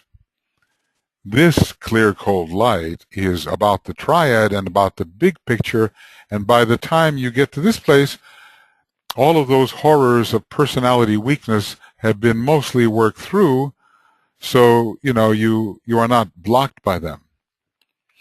The omniscience, knowing all, the omniscience of the divine whole is also brought home to the initiate through the medium of the clear, cold light, and the phases of isolated experience is forever ended. I like that he has used this word because it gives a good polar word to isolated unity. Sometimes we think, oh, look what's happening to me, as if the only thing that's happening to you is what's happening to this little unit. The me has not expanded beyond the personal ring pass knot. You think, I'm going through it alone, and nobody else is experiencing this, when in fact we have failed to realize that we are the many experiencers. And ultimately, it's like Ramakrishna was realizing, and other great identifiers, that if somebody is going through it, you're going through it. That's a big stretch, but if it's happening to someone, it's happening to you. So then John Donne, one of the English metaphysical poets, he has this poem, and in the poem is the line, never send to know for whom the bell tolls. It tolls for thee. The bell tolls when you die, right? Never send to know for whom the bell tolls. It tolls for thee. So who died? Oh, someone else died. Who died? See, so this stage of expanding your identity beyond the customary limitations is a big job as we begin to approach these higher degrees. And, okay, you outgrow, Alice Bailey, she said, well, one day you just outgrow your personality. And I said, well, what does that mean? I think I read it when I was, I don't know, in my 20s. You outgrow your personality. And I was trying to think what it means, but it really does mean that your sense of identity goes way beyond the personality limits. And every once in a while, the scales fall from someone's eyes and one sees it. Sometimes when I wake up from a nap, for about 3 seconds, I see it. And then the scales fall down above the over the eyes again, and the world of separation returns. But I don't know what's been going on while I've been asleep, but for about 3 seconds, it's breathtaking that there's no division. And then maybe you have similar experiences under different circumstances. I would recommend nap more. Okay. I would, because actually Master Mori says an interesting thing. He says those few moments just before going to sleep and just before really waking up are of vital importance to consciousness. Must be something about the transition of what you've seen or what you're about to see that can make a real difference. So he says to be very attentive at those particular moments, right? Okay, going on. I would have you realize what this can mean insofar as possible to your present stage, your present consciousness. Isolated experience is over. Group experience is taking its place, even eventually the experience of the One. I told you I knew a man who was so identified as the One that every time he used the word I, when in a special state of mind, he meant the One, and he meant it. He meant it.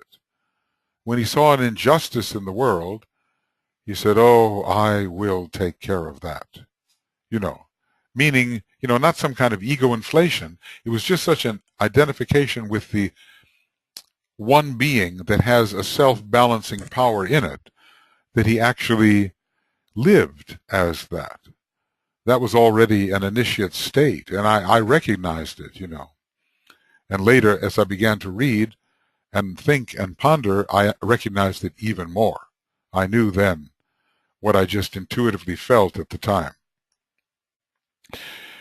I would have you realize what this can mean insofar as possible to you in your present consciousness. Up till the present, the initiate disciple has been functioning as a duality and as a fusion of soul energy and personality force, the so-called soul-infused personality.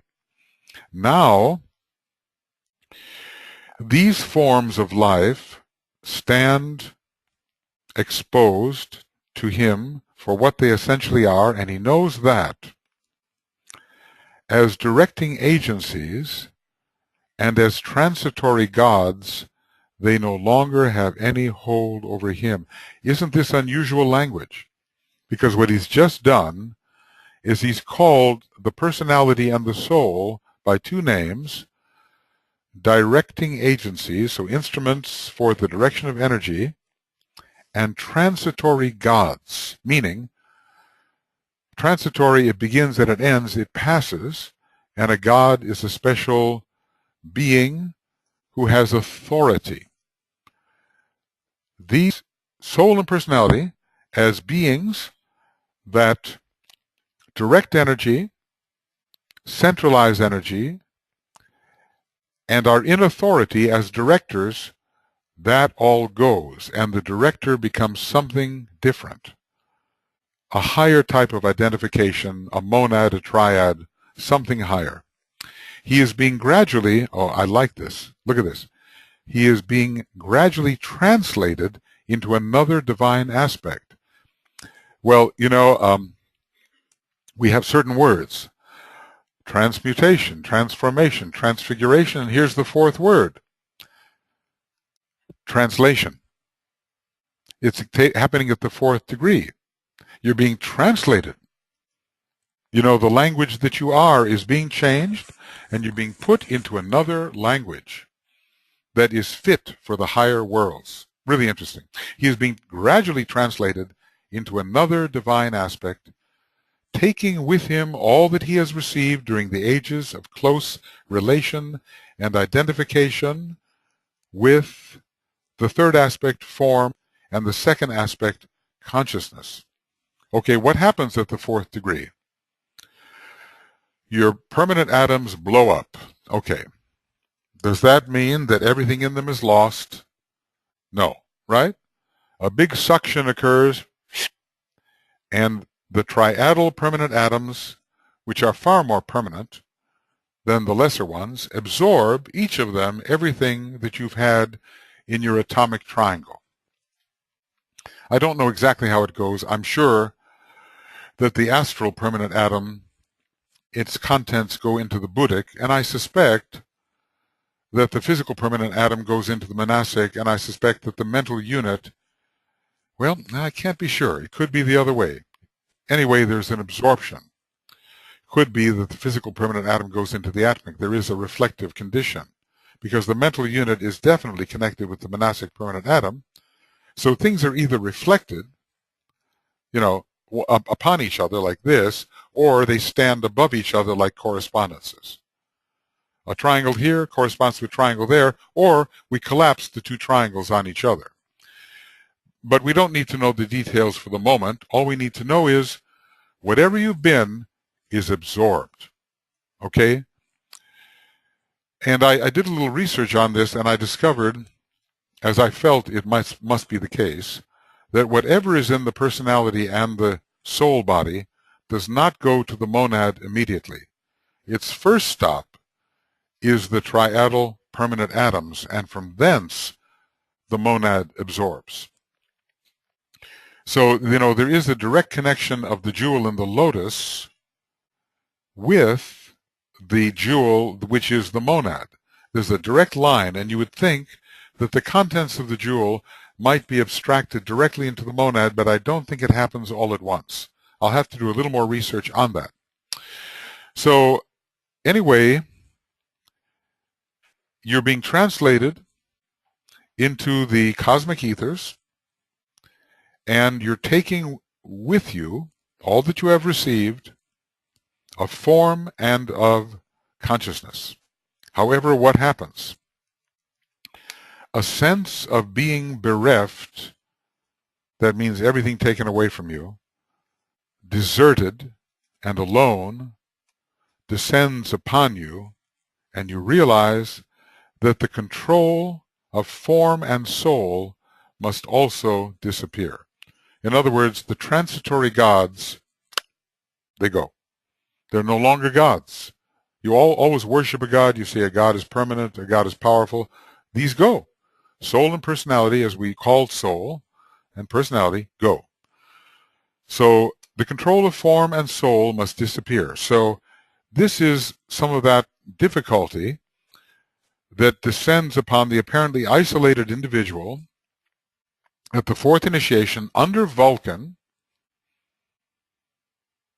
and he feels very alone and abandoned. And the cry of Jesus or the Christ, or whichever way it went, whether that cry was authentically what was said, but my God, why hast thou forsaken me? Why have you gone away? Of course, DK also tells us that there were glorious cries on the cross. The robe of my whatever no longer serves. It's like I don't need this particular vesture anymore because I'm liberated. A sense of being bereft, deserted, and alone descends upon him, and he realizes, the control of form and soul must disappear. And here lies the agony of isolation. Remember, he's not on the fixed cross. He's not on the cardinal cross yet. He's in no man's land. Here lies the agony of isolation and the overpowering sense of loneliness, which is Vulcanian in this respect. But the truths revealed by the clear, cold light of the divine reason leave him no choice. And there you go, see? This consciousness that pure reason has revealed make him take this step in will. So that's what you were saying earlier. But the truths revealed by the clear, cold light of the divine reason leave him no choice. He must, this is an act of will, he must relinquish all that holds him away from the central reality. So the soul sounds forth, the form then shatters the connection. Life is now liberated, the monad stands free. He must gain life, and life more abundantly. What did we just read? What led us to life more abundantly earlier today? Does anybody remember? It was several hours ago. What can I say? I don't remember. There was something that led to life more abundant. What?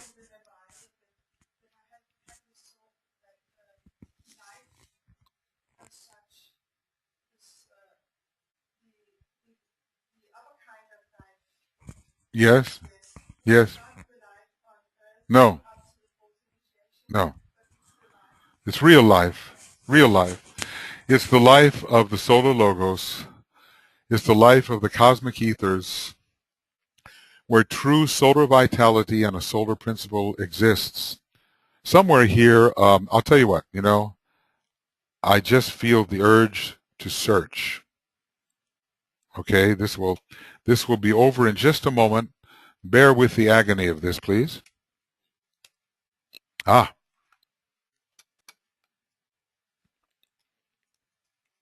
What happened? I just lost it again. Okay. Yeah, this is it. These are the only formulas, these 14 rules presently existing, which will enable the aspirant to understand and eventually express the significance of life more abundantly. That's what I've been thinking about. So now he's at the point, this appalling, shocking, isolated point where he's got to have life, and he's got to have life more abundantly, and the pure reason reveals this to him. He must relinquish, he must give up. This is great renunciation, wouldn't you say? This is the great renunciation, right? Whoops, that was the wrong thing to do. Okay, like this. This is the great renunciation. He's going to give up everything which holds him away from the central reality. He has to gain life, and it has to be life more abundant. This is it's a high stage of consciousness where one feels there is no choice but to do this. For many of us, we could find many other choices. This constitutes the supreme test in the life cycle of the incarnating monad, which is 25 million years in duration, give or take. And, quote, when the very heart of this experience enters into the heart of the initiate, then he moves outward through that heart into full life expression. Well, there we go. See, we have what am I doing? We have the heart at the fourth initiation. And full life expression is on the Buddhic plane. So this reminds of the heart at the fourth initiation. When the very heart of this experience enters into the heart of the initiate, and by the way, the heart of the monad is the causal body, then he moves outward through that heart, through the causal body, right? Through the causal body into full life expression on the Buddhic plane. Moves through the causal body into full life expression on the Buddhic plane. Such is the way the old commentary expresses it. I know no other way in which to bring the idea before you. The experience undergone is not related to form, nor is it connected with consciousness, as we find in the higher mental plane, the egoic structure, or with even the higher psychic sensitivity. It consists, and I suppose, it's not anymore the third initiation, is it? This is too high, isn't it? It consists of pure identification with divine purpose. Maybe, one begins to think of the experience of the Christ on a higher turn of the spiral, and how he really realized divine purpose and divine will in the Garden of Gethsemane. So the DK is kind of mixing the fourth and the sixth degrees as he discusses this, just the way the Christ and Jesus are mixed constantly. It consists of pure identification with divine purpose. This is made possible because the self-will of the personality and the enlightened will, he calls it the sacrificial will, enlightened sacrificial will of the soul, have both equally been relinquished. Renunciation, fourth initiation, that's why it is. This is what's renounced. It is this. This is what is relinquished or renounced and expressed in terms of will. This is a very rich area, very rich passages here in Rule 1, talking about the eventual destiny of all of us. This is given up personal will and enlightened will, which is sometimes called, we were just reading it, sacrificial will of the loving soul, given up. And what's left after this point is pure identification with divine purpose, which we've been talking about in a way all day, haven't we? How to unite three wills. There is the mantra, three minds unite. We might as well create a mantra based on today's studies, three wills unite. So if we take nothing else away from today's work, it's the idea of the fusion of the self-will with the enlightened sacrificial will with the divine monadic will. That's the main point that he has woven through this entire section. Are there any thoughts? Because now, indeed, we have reached the next sentence, which we're, of course, not going to start right now, but we will meditate on it tomorrow, and then we'll finish on the last day. Let the band of brothers onward move out of the fire into the cold and towards a new attention. Yes, Britta, yes.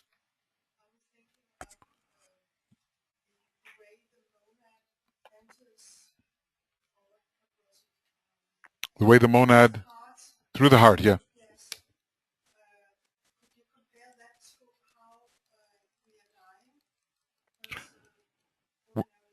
Well, I guess there could be a kind of analogy, because the ordinary human being makes the exit through the heart or the solar plexus. There seems to be an analogy.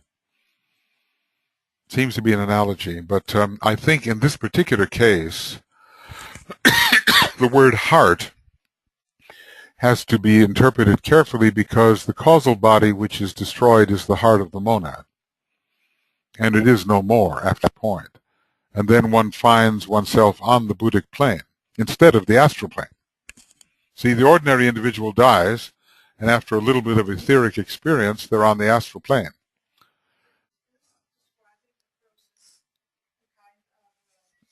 Is describing the process, a kind of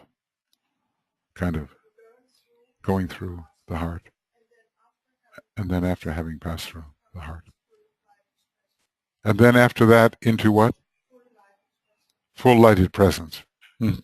Yes, well, I think the analogy is definitely there. Yes. But obviously, the death we're talking about here is not the death of an individual human being in a particular incarnation. We're talking about the death to all, of course you do, of course, death to all participation in the human race through the necessity of reincarnation. That's a big death. That's what we're talking about. Unless, of course, you will to return for specific purposes. You think about the Buddha's return as a seventh degree initiate, returning etherically into a previous form. They say it's a great sacrifice, but all returning to a lower sphere where that you're already freed from is a sacrifice. See, somehow sacrifice is about Saturn, where you just stand in a little space for a long time where you could be somewhere else, enjoying yourself. So Sanat Kumara is standing still in a special post, not abandoning. That's very Saturn. Saturn Kumara, Sanat Kumara, he's holding still. The solar angels, look where they are. They've anchored themselves in a material form here. And there they stay for 20, how many million years? So these instances of sacrifice have to do with confinement, when the possibility of expansion is present. And, you know, many of us may be asked to make the same sacrifice in the next solar system, going off to Sirius for training and then coming back as solar angels to the present animal kingdom, or certain members of the animal kingdom. But then, you know, one's conception of time changes so much. You know, because in a way you realize it's the eternal now. It never began, it never ended, it never will end. So every unit of time is just like every other unit of time. They are all equally short. I can take the longest unit of time, and there never is such a thing. The longest unit of time I can decide upon, I just have to arbitrarily stop. I could go gazillions of years, and I say, this is a unit of a gazillion years. Or I could take 1 nanosecond, and I could compare these two with eternity, and they would both be of the same size, namely an infinitesimal. So you begin to realize there's no way to escape the process ever. This is it, and this is us, and this is what we do and have been doing forever. So then it changes your conception about time, and then, you know, it feels okay to stay in the same place for 25 million years. I'm sorry? I'm getting ready. Look, and I come to this class, don't I? Okay. So Rule 4. Yeah.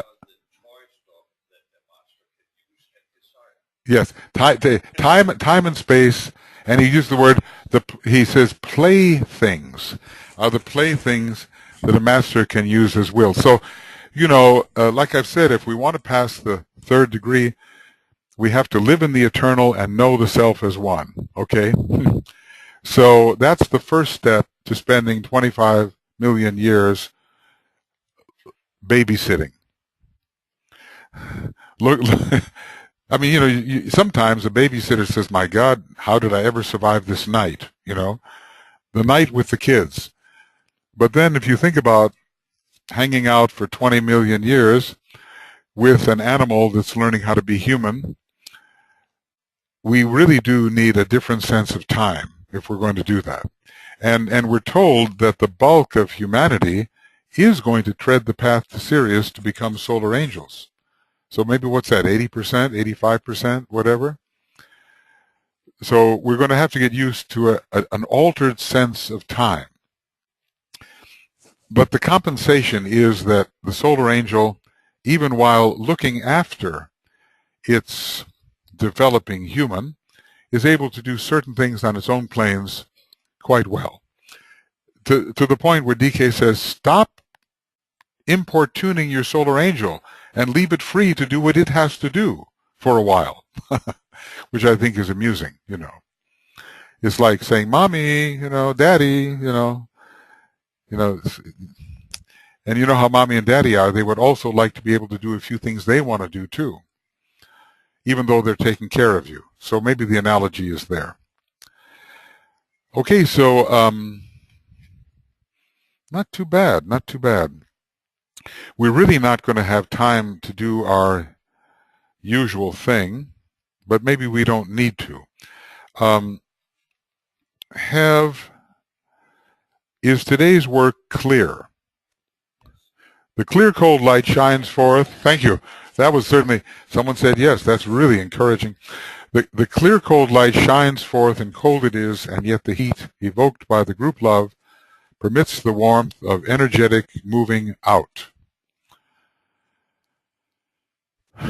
Well, we have to be very grateful to Master DK. I just can't imagine if we had not received such teaching, if humanity had not received it, what would we be thinking about?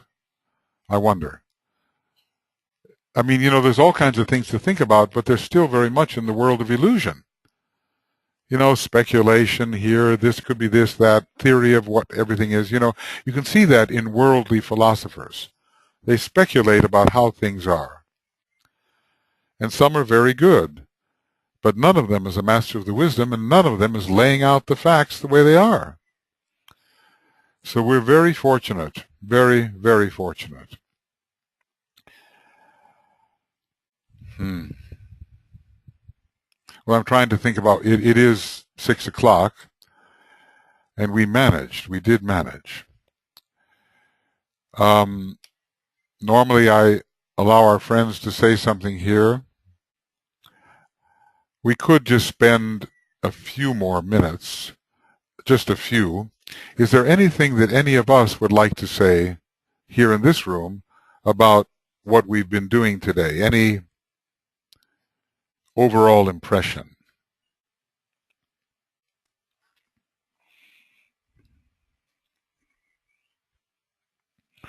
Or sometimes it's just too much, It all comes at you and you say, how do I even choose out of all of this stuff what I would even isolate?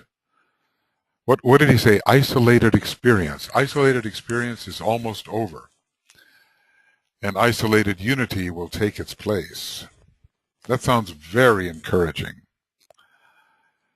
And then I got a lot out of thinking about what the revelations of the clear, cold light are. Omnipresence and omniscience. I thought those are really very high-class revelations, I thought. It's nothing personal about it, is it? It's all about the great life that is everywhere and within its particular area knows all things. Because this is only rule 1, right? The clear, cold light shines forth, and cold it is. And here it is, we're being already introduced to omnipresence and omniscience. Rule 1, what's going to happen by rule 13 or 14? We'll be studying those around the year 2024. Just hang in there. Yes, Eric, yes.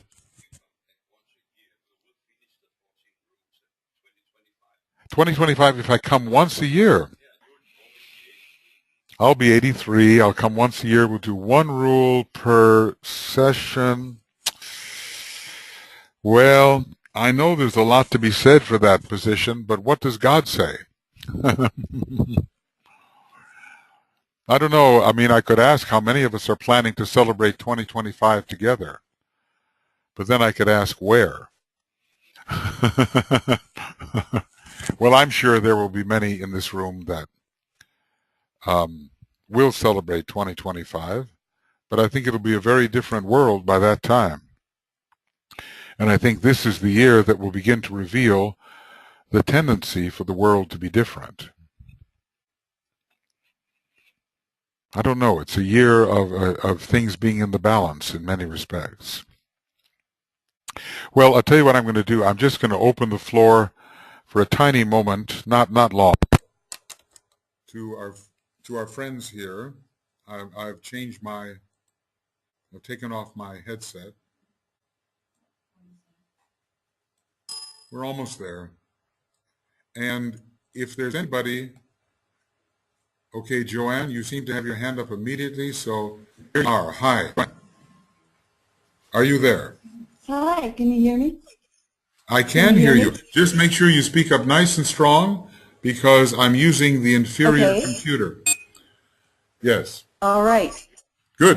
One of the things that really impressed me as I was listening to this reading from pages 33 through I think 36, the 4 basic ideas that we need to make factual so that the rules are useful to us. I thought the headlines were really important to remember.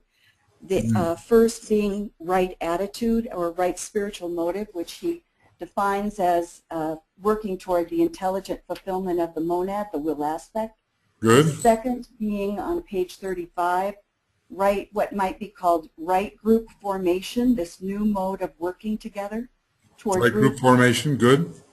And the third is on page 36, which might be called right orientation or holding right objective in group initiation, that Good. we're all correctly oriented toward this great expansion of consciousness. And the last begins finally on the bottom of page 36, what might be called right triple application or right interpretation. With the physical, emotional. You've done such a good job of isolating those points. Would you be willing to spend 10 minutes and write up what you just said so I can distribute it to everybody? That was very useful condensation. What were the 4 points which were necessary if we were to make any kind of practical use of this information? Make the rules useful and that we need to make factual. Useful and factual. Very good. You used just a little bit of 7th ray there, Joanne. I think so. That's that very takes me to another observation that I'll make really quick in relation to the tabulation on 340. Yeah. It occurred to me that there might be some value in framing the will in the different initiations, starting with the 7th ray as will to express, the second initiation on up. I don't know if you've talked about that. I may have No, not really, but it's a good possibility. You know, those 7 aspects of the will to initiate, will to unify, will to harmonize, or will to evolve, will to harmonize, will to they seemed to fit, and also the other thing that seemed to fit in that was the renting of the 4 veils, along with the first initiation, renting of the, like I felt particularly for the second initiation, venting the rail of Maya in terms of distortion because of working on glamour. That just seemed to fit. That makes sense. 4. Absolutely. Makes sense. Okay. So that's it. Thank you. Thank you very much. Just write up that first thing, if you will. That will be useful for everybody, because sometimes when we go through the material, it's hard to isolate the most important thing. That was useful. Thank you. Thank you, Joe, from Minnesota. Okay, anybody else would like to raise their hand for a brief comment? Anybody? Anybody's with us? Okay, here is Elena and Francis too. So first Elena here. Elena, hi. Hi, can you hear me better than last time? Much better. Thank you. I would like to share with the group something which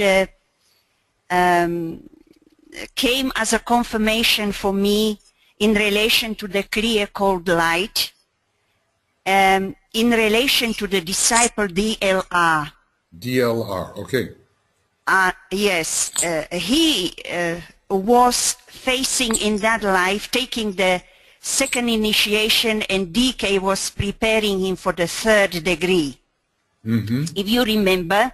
Yes. And he was going through, which we find the analogy between the 2nd and 4th initiation, spiritual loneliness and solitariness. Solitary. And yes, And this loneliness and solitariness results in two realizations. First is the realization of your exact point upon the ladder of evolution, Okay. where we are standing upon the path, and secondly, an intuitive perception of the point of evolution of those we contact, you know, in our life. Now, the clear code light, which this rule is related also prior to the third initiation, it is also revealing, seeing ourselves as we are exactly. It means seeing ourselves where we stand upon the path. Yes, good point. And this is, I know the clear code light revealing different you know, things, but you see, it is clarity of where we are standing. And this has always been my understanding, that it is only possible to come to this clear realization after taking the second initiation and moving towards the third. And this is for me the confirmation that the intuitive perception, which the clear code light really means to us, it is only possible prior, between the second, maybe the middle point between the second and third initiation, where this clarity is possible when the Buddhic intuitive perception of the triad is coming through. Yes. Where at the middle point between these two initiations, we really know for the first time the knowing of the triad, a higher, you know, intuitive energy of the Buddha. It's making this possible through this clear, cold light. Okay, that's very, very well stated. There are various revelations of light, some of them earlier concerning faults, the kind of revelation you're speaking about a realistic assessment of one's status on the path, and of course, ongoingly, the revelations following the third degree, which lead to some of these larger states that we've been discussing. Very clear, Elena. Thank you for sharing that. Thank you. Yes, thank you. And by the way, your voice came through loud and clear. I would use it. Oh, I am so pleased. I would use it as an example for everybody. Just get a hold of your headset and scream into the computer, and all will be well. I am wearing the headset. I know, I could tell. It was very good. Thank you. Thank you, Elena.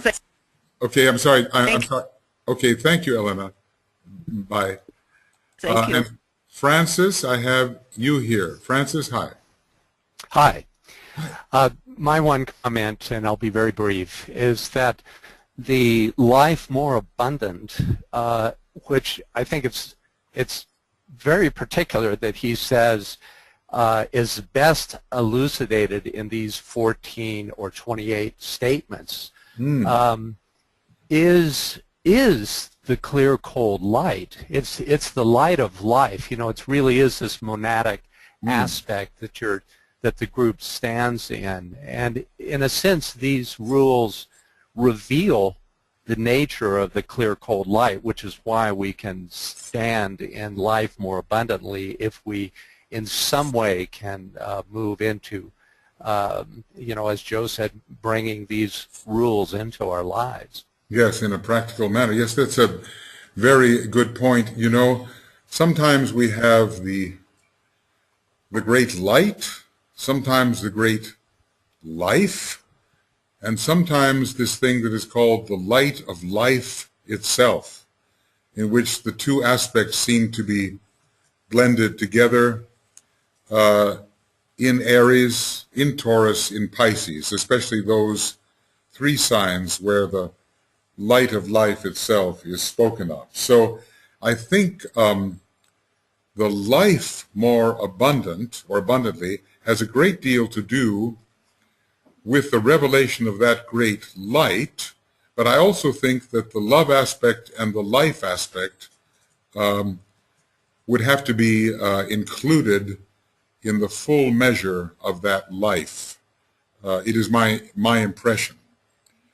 Well, thank you for your thought on that. And it certainly has given me a sense of the dignity of these 14 rules, that they are the only formulas existing at the present time that lead to the life more abundant. I think that's a colossal statement. Thank you, Francis. Okay, is there anyone else who would like to make a brief comment? You are welcome.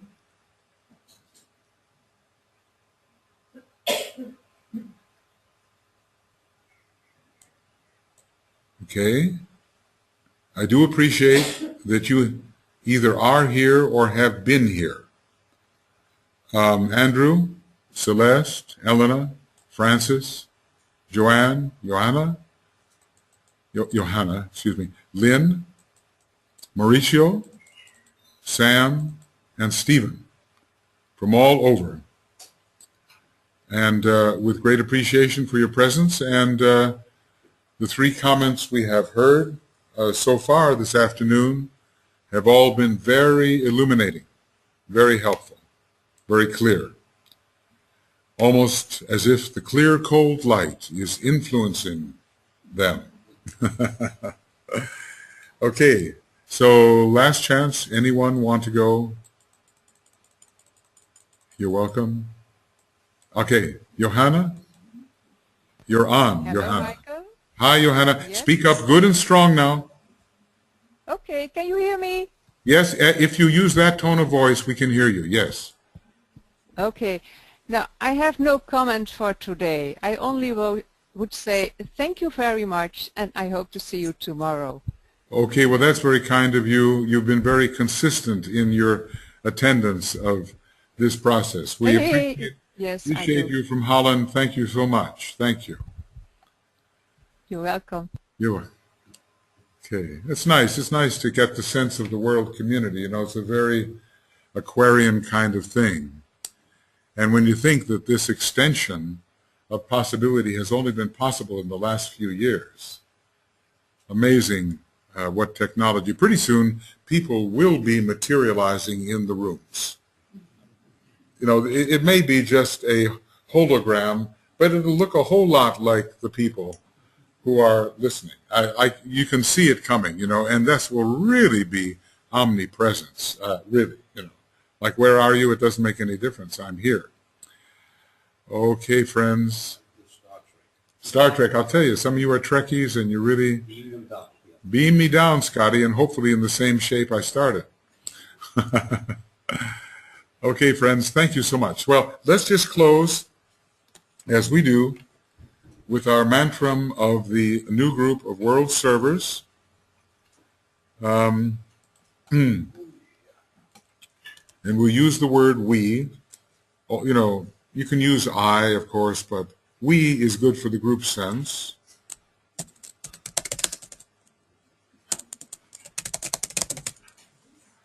Okay. Okay.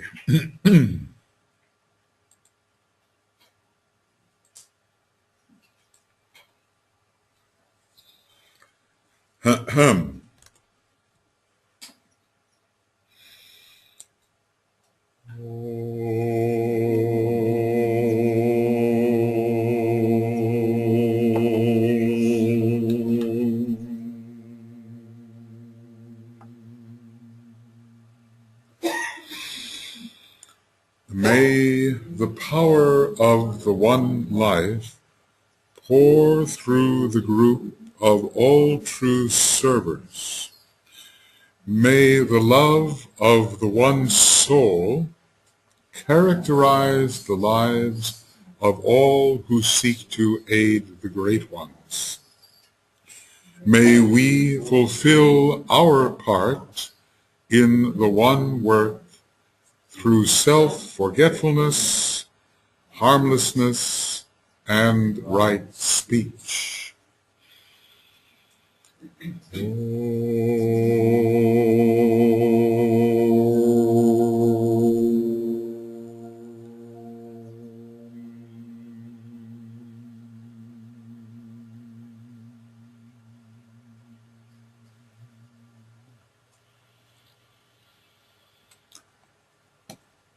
Well, thank you all, and what I'm going to do is I always do, a little tradition here, I'm going to unmute you all, so if you wish, you can all say I'll let you know when, a unanimous, that means one soul, by the way, goodbye.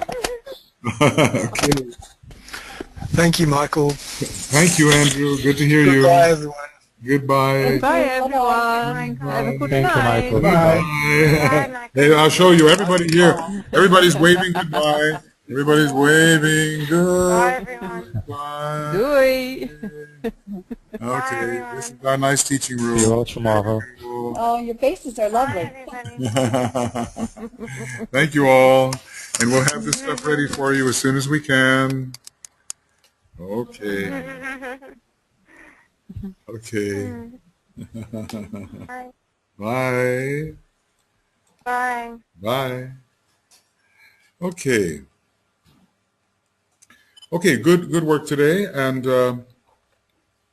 we'll make it through this rule somehow. And this will be the meditation. We'll come in after dinner. And, you know, Finn already knows we're going to be meditating, and then Lona can decide whether, you know, when and if we repeat and all that.